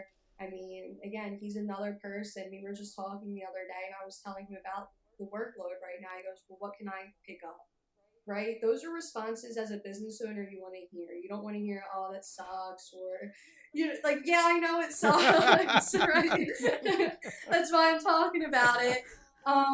So, really, just having a team of people when I'm talking about this is what I never say this is what I'm struggling with right now. I say this is what Bella Vita is struggling with right now. Because really, Bella Vita is all of us. So if Bella Vita is struggling with this and it's something that our account manager can pick up on and run with that, I tell everyone you're an expert in what you know, and that's why I pay you. I'm not an expert videographer. That's why I'm not taking videos.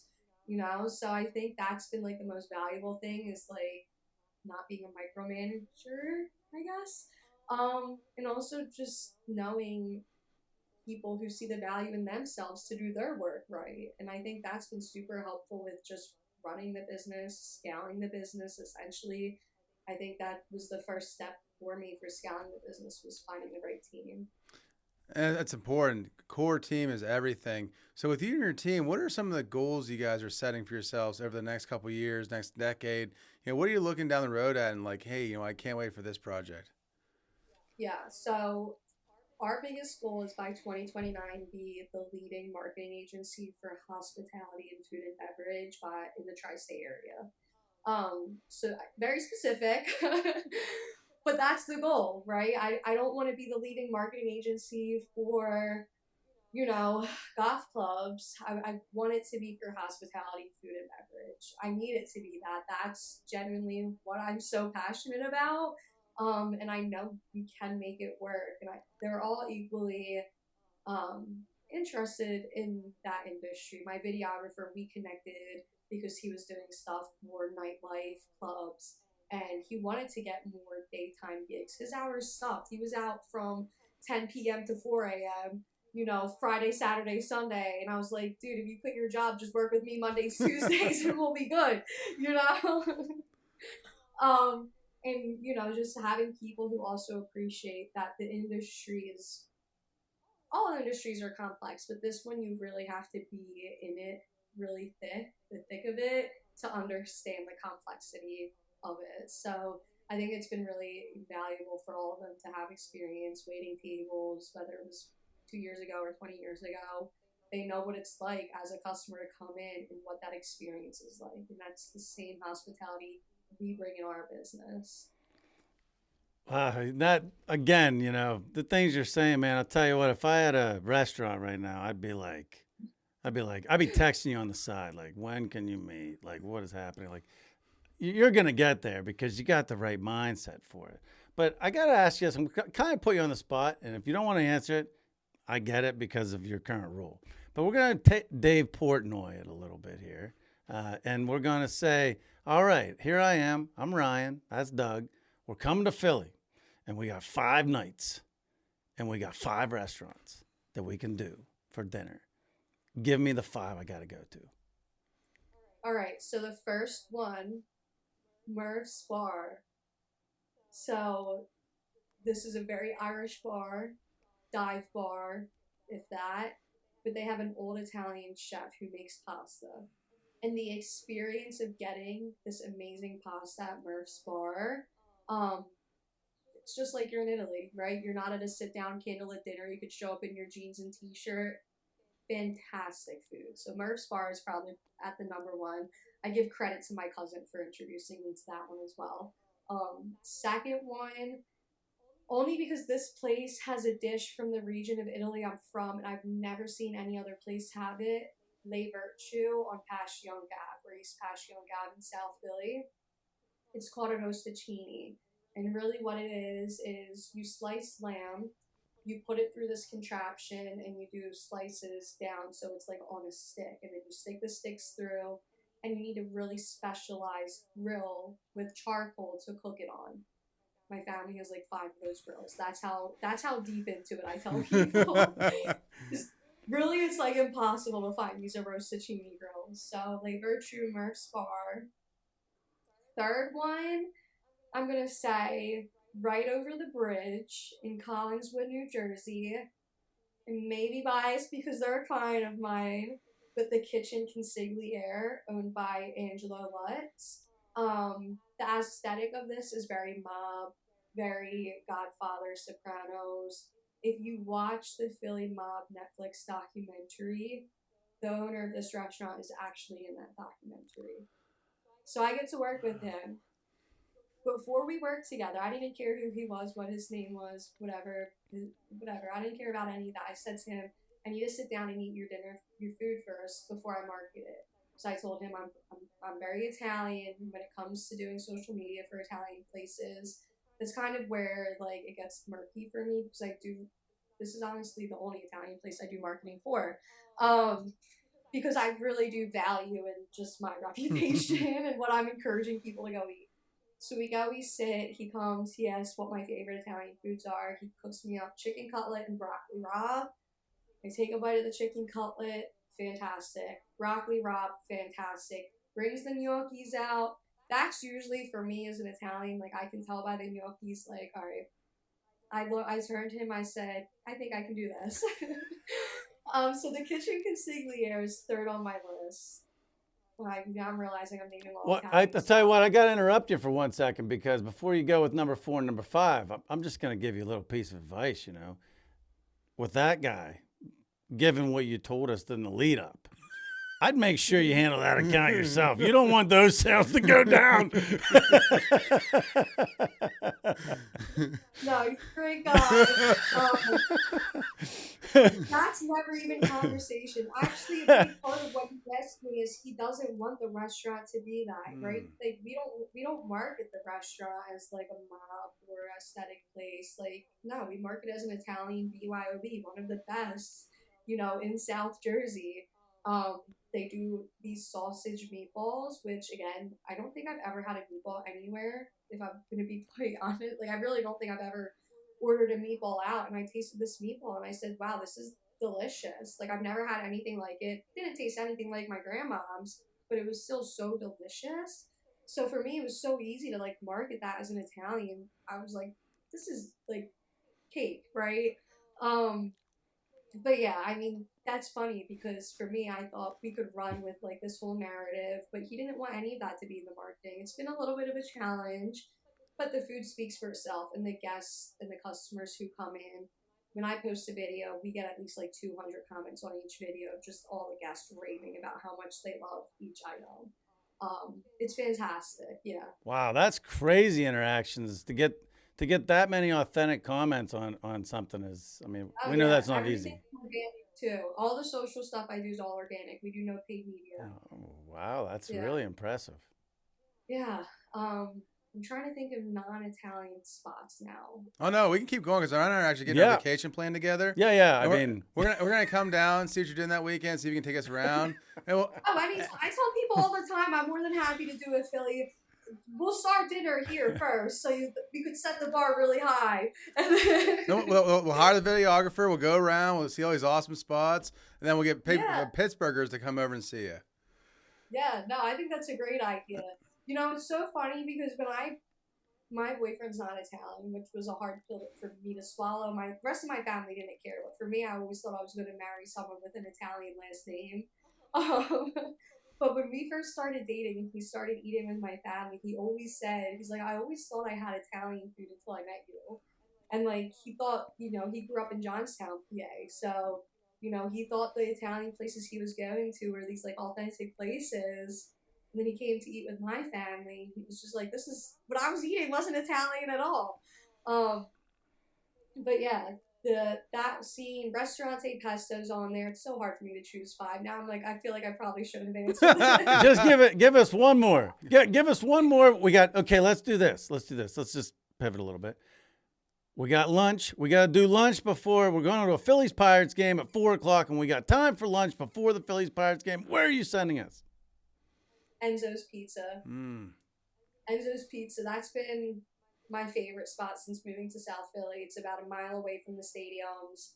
Their sandwiches, unreal. Pizza, just amazing. They do these cutlet sandwiches, and like one of them is like a penne alla vodka on the cutlet. Like again, it's not like your traditional Italian food, but it's a South Philly Italian spot.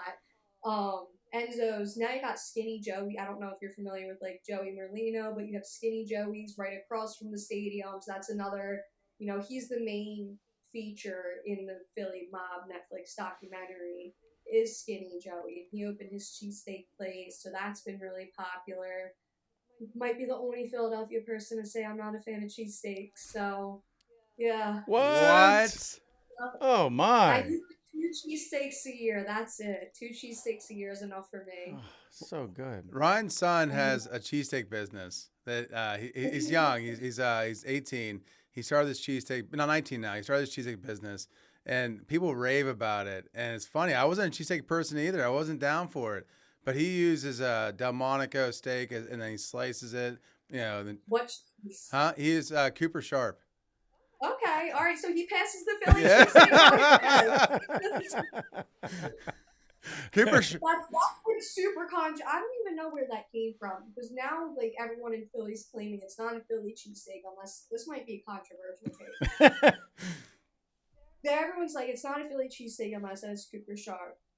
I grew up 10, 15 minutes outside of the city my whole life. I never heard of this thing until it became an influencer thing. Until all the influencers made it a big thing, and now that makes the big Philly cheesesteak. Don't get me wrong, the Cooper Sharp's good, but I'm always gonna be a cheesesteak with Liz. So You know, I like both, to be honest with you. But his cheesesteak, it is like based, I'm sure, on all the influencers.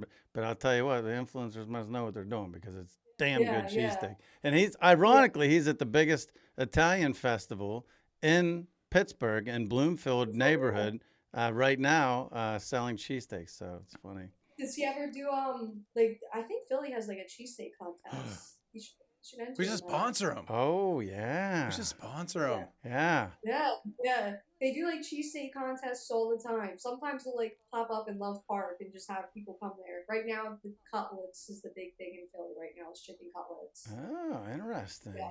Like the biggest rave of like people are making sandwiches with the chicken cutlets as the bread and then filling it between of like, you know, you got your arugula, your prosciutto, that balsamic glaze in between a chicken cutlet sandwich. But chicken cutlets are the big thing right now. That's a cool trend. Well, it's pretty smart with the way that everybody's diet has gone away from bread. It's a pretty genius situation there. Man. Yeah. It's pretty I could genius. never. Bread will always be my diet. Well, I'll tell you what, you have just like opened my mind to the possibilities of Philly. I mean, I was excited to go to a weekend Philly Pirates game, or series, but now, man, I'm really excited. The Colt thing might be a good way to do it, but Oh yeah, that if you're in Philly, go to the Reading Terminal Market. You have everything in there. You got the Lancaster Amish people. You have the soul food with the chicken. You have, you know, the multiple cheesesteak spots. You have Asian food. Reading Terminal Market is like any Philly local will tell any visitor if you're gonna come here and you want to get like a big food scene at once, just go there. Interesting. Yeah. I believe that was one of the first. I think Reading Terminal. I might have to fact check this and put it in the caption, but I believe it may have been one of the first public markets or open markets in the country. Oh wow.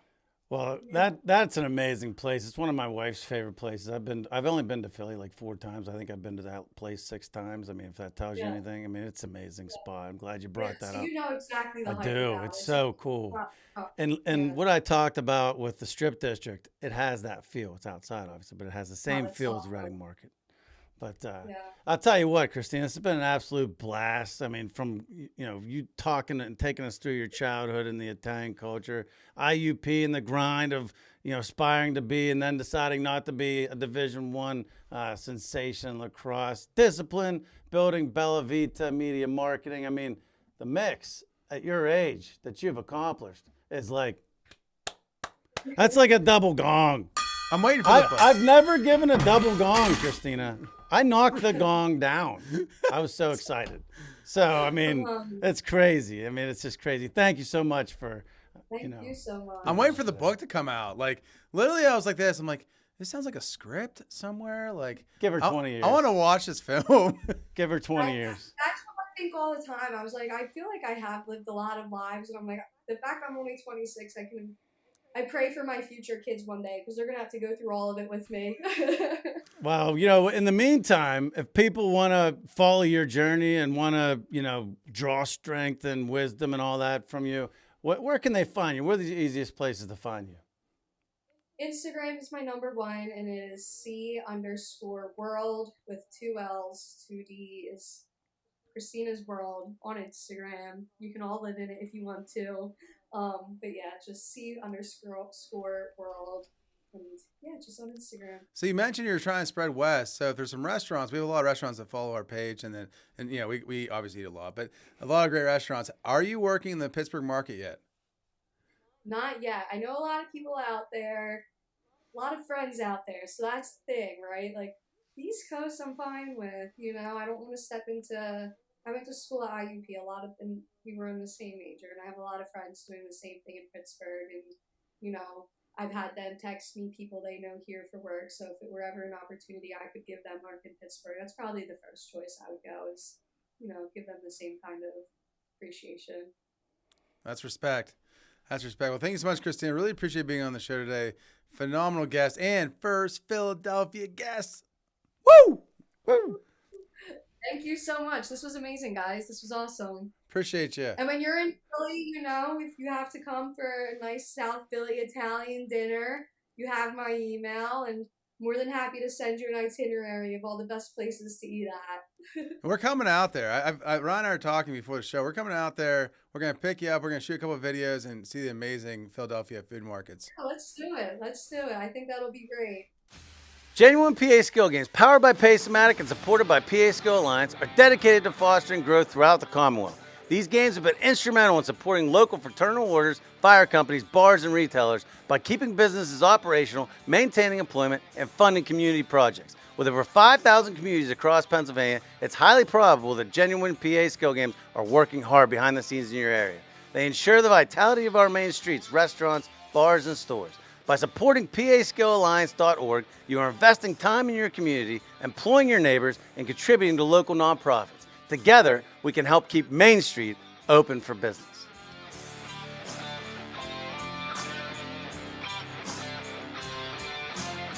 Well, it was an amazing interview with Christina. Make sure you find her on her handle on Instagram. We'll have it listed in all the links and everything, but just an amazing accomplishment. It's 26 years old, what she's done already, the mindset she has. It's going to be fun to watch her grow her business into an empire. It really is. But right now, it's time for Retail Story. My Retail Story of the week comes from Katanning. We had a project going on in the Katanning store, and that project that we had going on involved use of one of our registers. Now, at the Katanning store, we do a lot of business, pound for pound. It's one of the best stores I've ever seen in my life. 10,000 square foot, does a lot of business thanks to all of our customers and the great crew we have there. But at the same time, one of the Achilles heel, so to speak, is because of the space limitations, we only have so much room for registers and that. So few years ago, we got self-checkouts, really helped our customer experience by giving us basically 2 extra registers than we had before to use, and by having one attendant be able to manage 3 stations, actually 4 counting the attendant station. But we only have 2 traditional registers, and during rushes, it's all needed. Well, this project that had the potential of really being a project that would produce great results, we had to decide when to do it. Well, we were very limited in when. Turns out the only day we could do it was the day after SNAP benefits go out. And being a downtown store, SNAP benefits are a very big part of the Katanning business. So, this SNAP benefits day after is going on. We have this project going on. We had to cut a register by 1. And the craziest thing is, normally you can get by if you have a strong attendant. And actually, we moved the second register person over to be another attendant. So we had 2 attendants basically scanning people. It was a good situation. We were actually managing quite well. But, and this was a bank error in our favor, but as we know from our experiences with power outages, it evens out. So if our competition goes out of power and we get some benefit from that, it basically just offsets the time that we're out of power. Right. But this was one of those times where the hill, so to speak, the Walmart, Aldi, Giant Eagle, all went out of power for like 4 hours during the height of the battle. And obviously throws a lot of extra foot traffic into the building, a lot of extra business, which is good. But when you're down to your bare minimum, I mean, it was chaos. There was lines. It was wild. Dad actually rode along with me that day. We came to Katanning. There was like 2 carts, and they were both kind of the carts nobody wants, left in the corral. And we go in, and people are like, oh, people complaining, oh, no carts. Amazingly, considering the situation, we were only like 4 or 5 deep at each situation, which is not good. It's not our normal standard, but it could have been way worse. They were doing a hell of a job of keeping people through the register, but we were out of carts. And of course, I had like hard plans. I had to be home at a certain time for, we had plans. And Dad, he only likes to do so many hours. He was kind of at the end of it. And we just, Dad said, what are we going to do? I said, well, the front end head customer service person obviously didn't get a chance to walk the departments because she was taking care of customers. I said, well, I'll tell you what.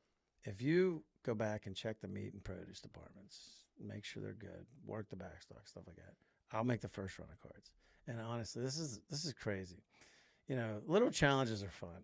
And in my mind, I'm like, okay, I have 15 minutes before he's done. Then when he comes in, I'm going to have another 25 minutes. And I knew I needed to collect 25 cards. In my mind, I knew that's what was needed. I counted the cars in the parking lot. I knew how many carts were in the store and would eventually end up in the crowd. I knew what we needed. It was amazing. I'm like on it, man. I'm like, the car is borderline still in drive, jumping out, running along with the car, grabbing a cart, throwing it in the back of the truck, jumping back in like Bone Luke Duke. I actually at one point took carts. I had a bad cart in the back that needed repaired, but it was okay.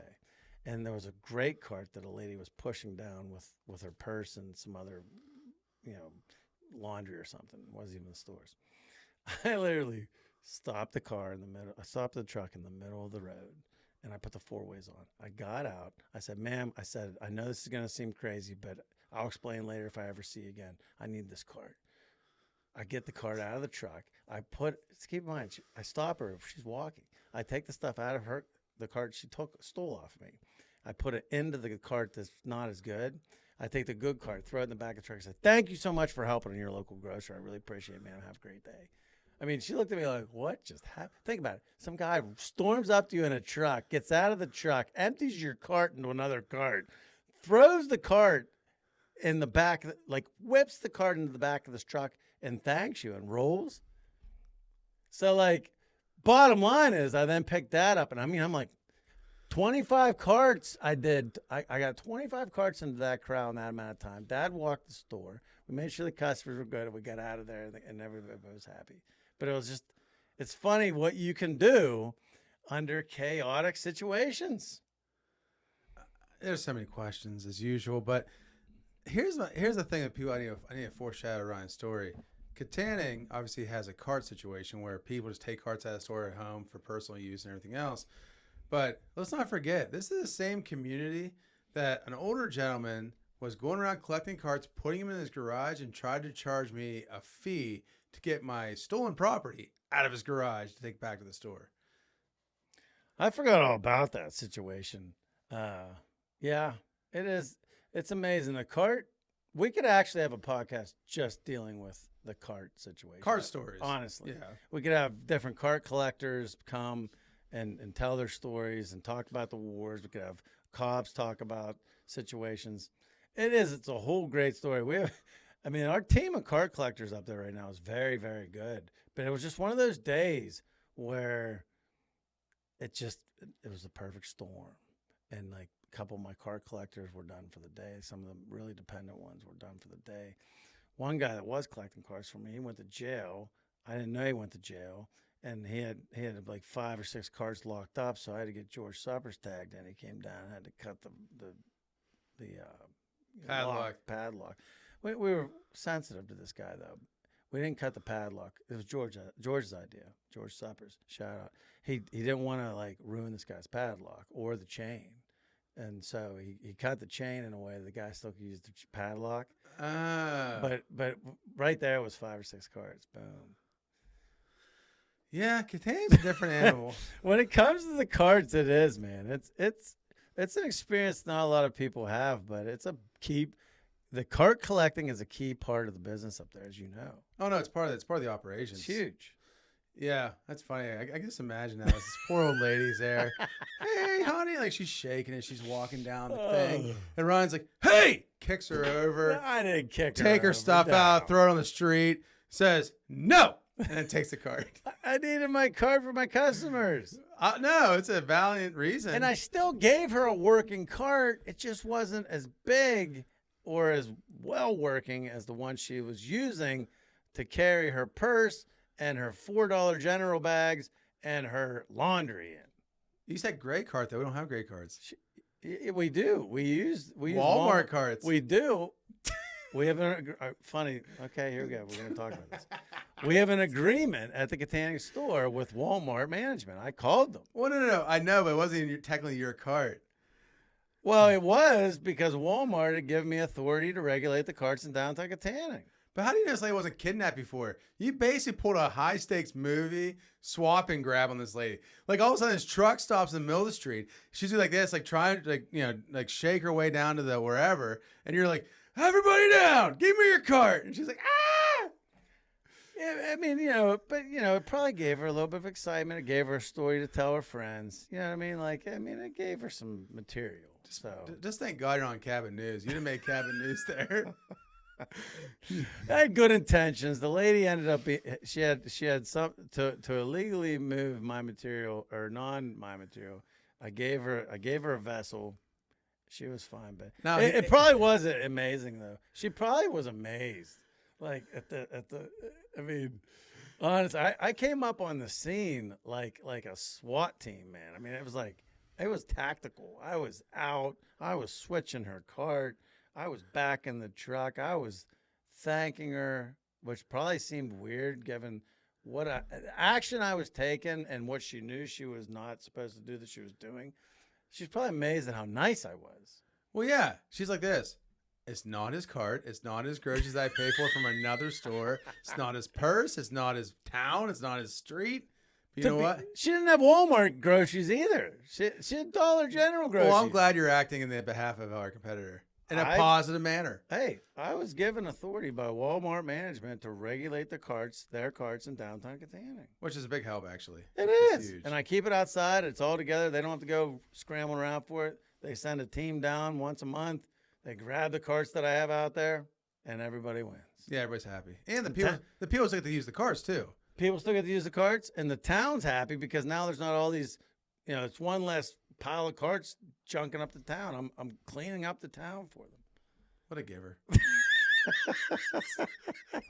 What a giver. Which leads us into segments, retail stories from around the world. This week, Ryan, we are traveling across the Atlantic in the steep, sun-drenched Baroque hill town of Monaco,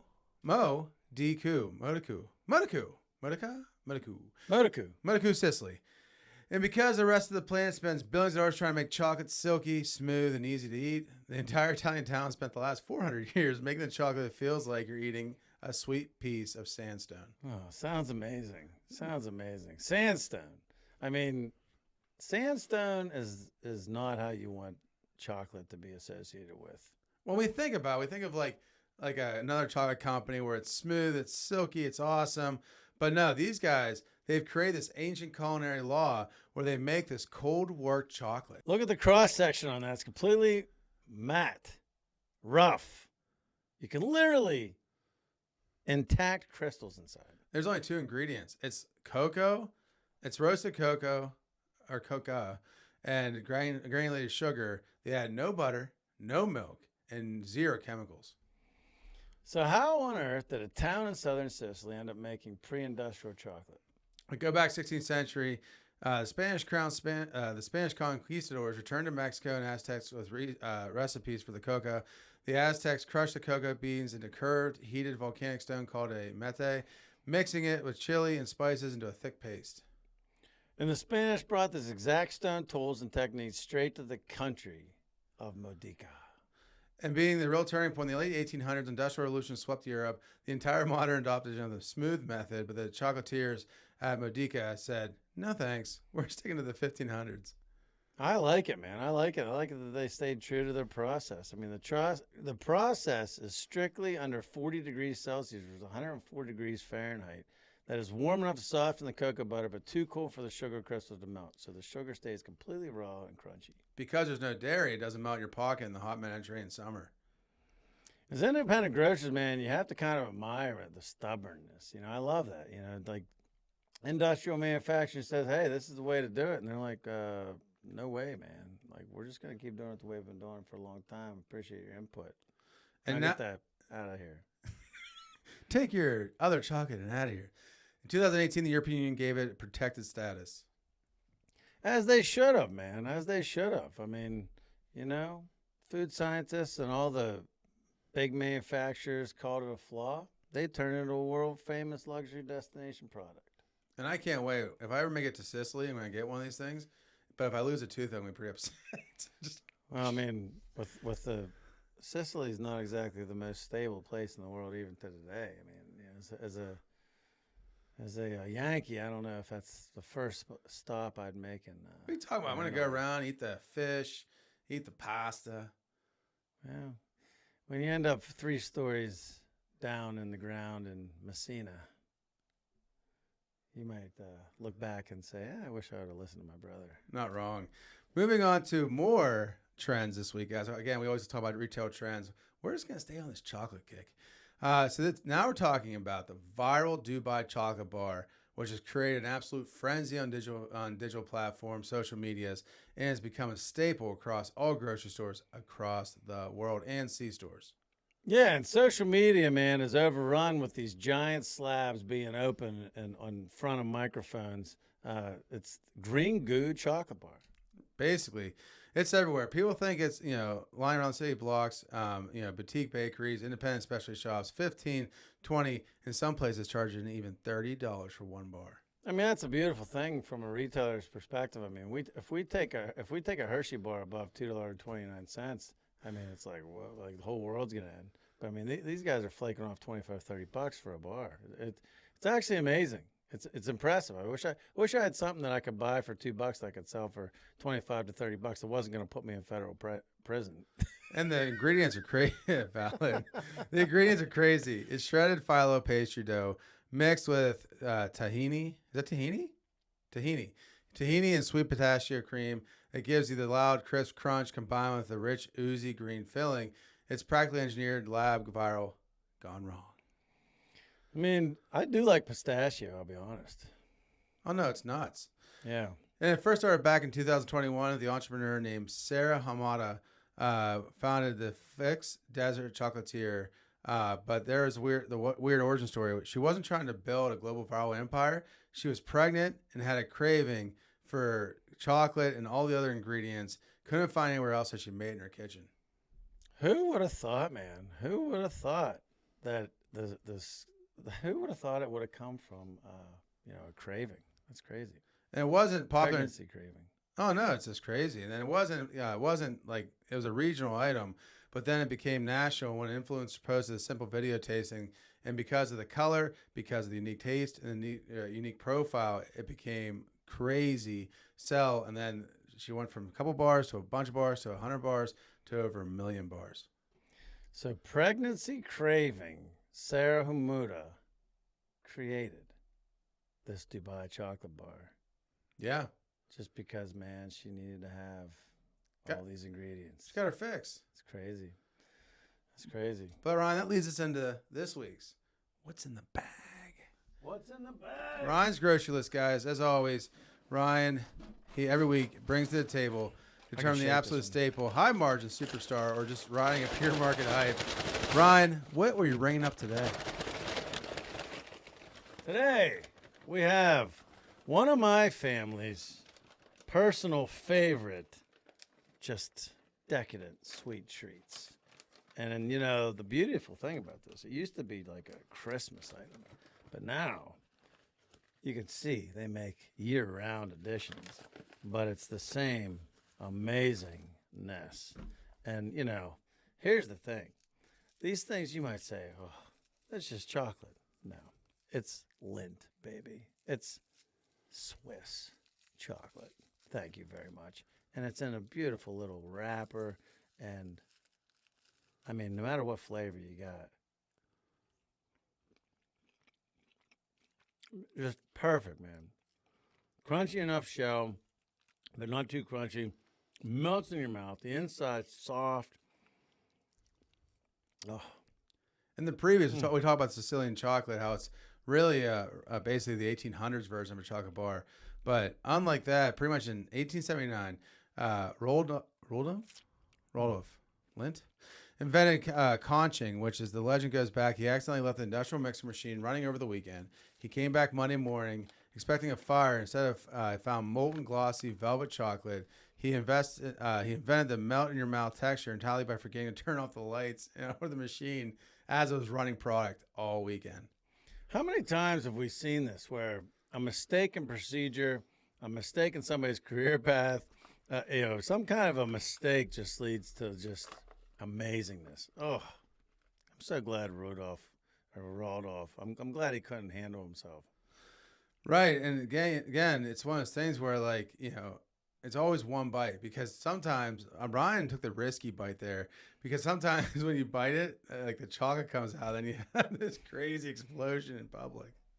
No, I mean, they nailed it. I mean, it's a 10 out of 10 margin mover and a permanent cart ad. I mean, that's why it's officially stamped on the grocery list this week, because it is a great item to keep in the stores. It's a great item from our perspective as retailers, but it's also just a great item to have around the house.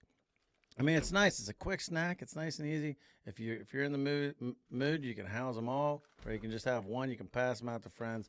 It's a good thing to have in plates and stuff around the house, especially during the holiday season, because it's just like kick it up a notch type of treat. Right. And you know why they sell it in a bag like this? Because it just looks like Christmas. Theft protection. Yeah. And it looks like Christmas. Yeah, because they used to sell it. Remember this. They used to sell it individual at the register. But because it was so small, it was easy to steal. So they're like, we're going to do the math on this. We're just going to give you a bag. Did you ever go? One time I was in New York and we happened to go into the Lindt store. As we were walking around New York, we just walked into the Lindt store. It's like, I mean, it's just unbelievable. It's every different variety that they have. And they have samples. And, I mean, you walk in there and you just are like, it's like you're five again. It's just like... And it is like you're five again, because you can't afford it, because it's like $80 a bag. It's New York, but it's just cool. You do get a lot of samples though. They are generous with their sampling. Oh, that's good. Mm-hmm. So you just do the sample tour. Yeah, the kids. It was me and the kids. We went in there and housed a bunch of chocolate. I bought one bag. We left. I like how you leave all your products here by my house, by the way, on the steps. Like it's like the donation from the brown bag fairy. Well, I get it from your store. I mean, Doug and I share in the business, but Saxburg's his store, and Kataning's my store, and we share Leechburg. And I'm always at Saxburg when we get these products. So like, I'm taking them from his store, so it's your product. Wait, you didn't pay for it? Yeah, I just rolled. What the? That could have been an advertising expense. Oh yeah. Well, you can bring it up later.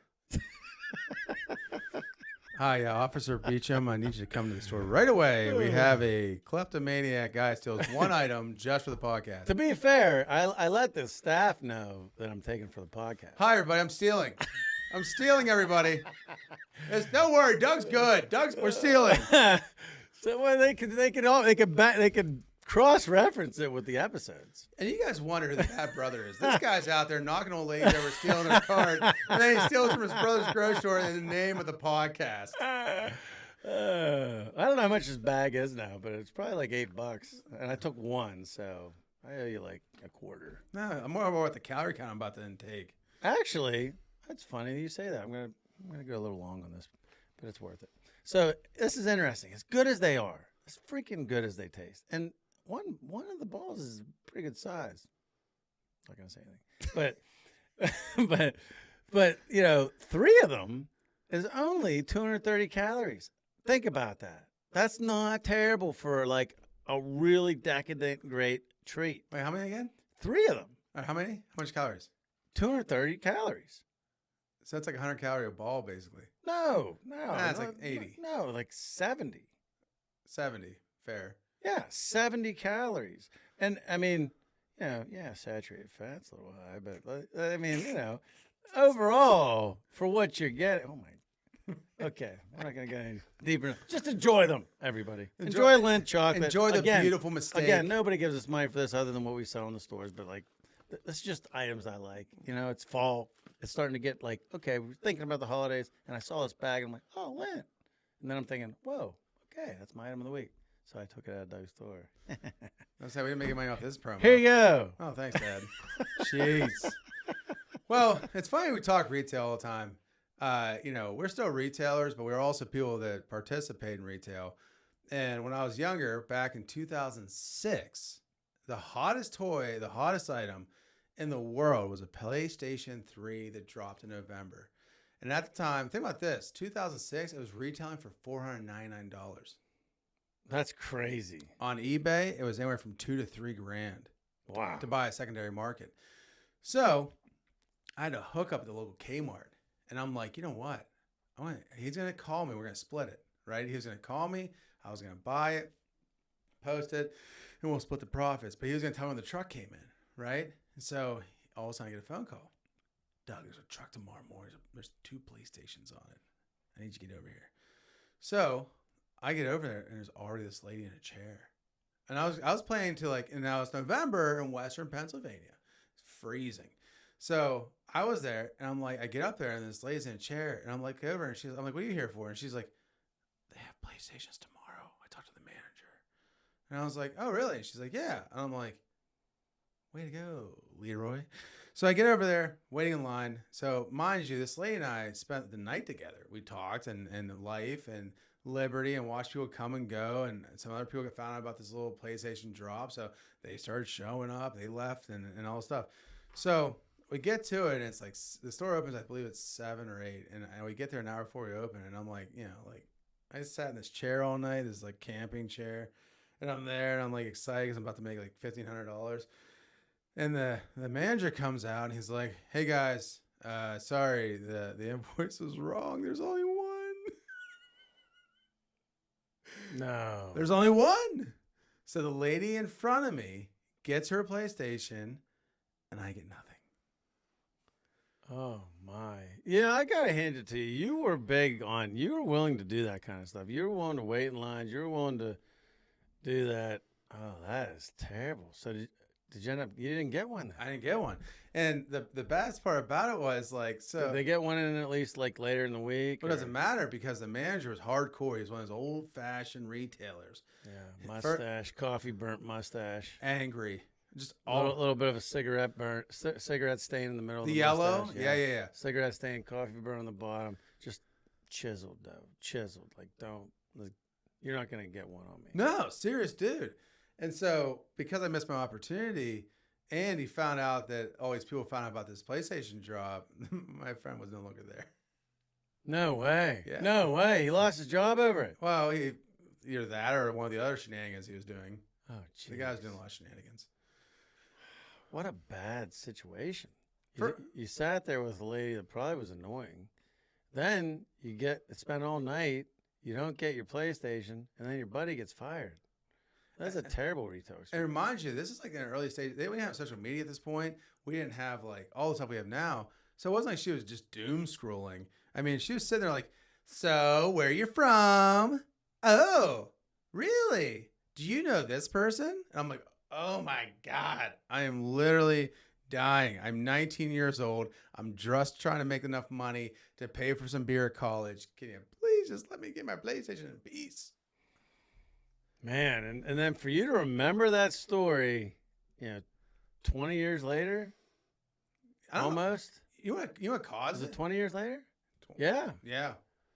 Yeah. I mean, that's a serious scar. Where you know where it came from? I was thinking about the food show when I won the PlayStation. Yeah. And then I was thinking about, I said PlayStation, and my brain went to Grand Theft Auto for some reason, which comes out this Yeah. year. Little tease. That's going to be big. Yeah. Well, here's something crazy. Do you know that game cost twice as much? I think it's cost either $2 or $4 billion to make in a decade. That's just mind blown. Yeah, but I thought about that, but then I thought about PlayStation. I remember the Kmart story. That's a great story. That's a great story. Oh, sad story, but great story. What'd your buddy end up doing? What was his next gig? Pizza delivery. Okay, so he got back on his feet. Kind of. Wasn't quite the opportunity. Well, no, it was a great opportunity for him. He got caught giving pizzas out. Oh, jeez, this guy. What a train wreck. I'll tell you after the show who it Yeah. was. Okay, yeah. Yeah. Yeah, we don't want to disclose that on the show. But what a great episode, everybody. I mean, I'll tell you what, man. The retail lessons we learned from a 26-year-old, Cristina O'Rangers. I mean, unbelievable. The marketing, the savvy, the story, what she's accomplished, working with the governor already, and has a great plan to be the queen of the tri-state as far as social media and the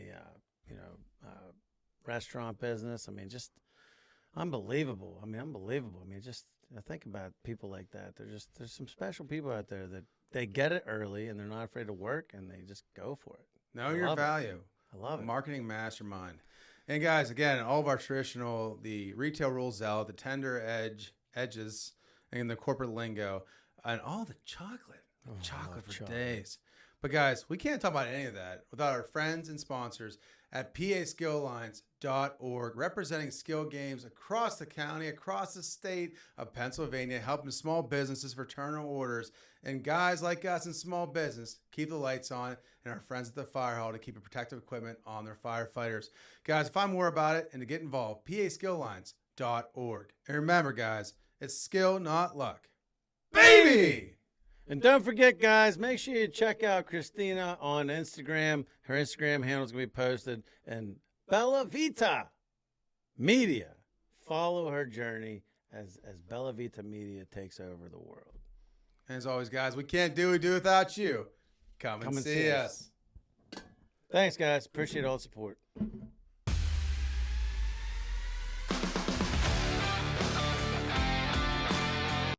And the 3, and the 2, and the 1. What? How'd you miss? That's the gong, dude. Wow. Okay. All right. It's going to be a good show.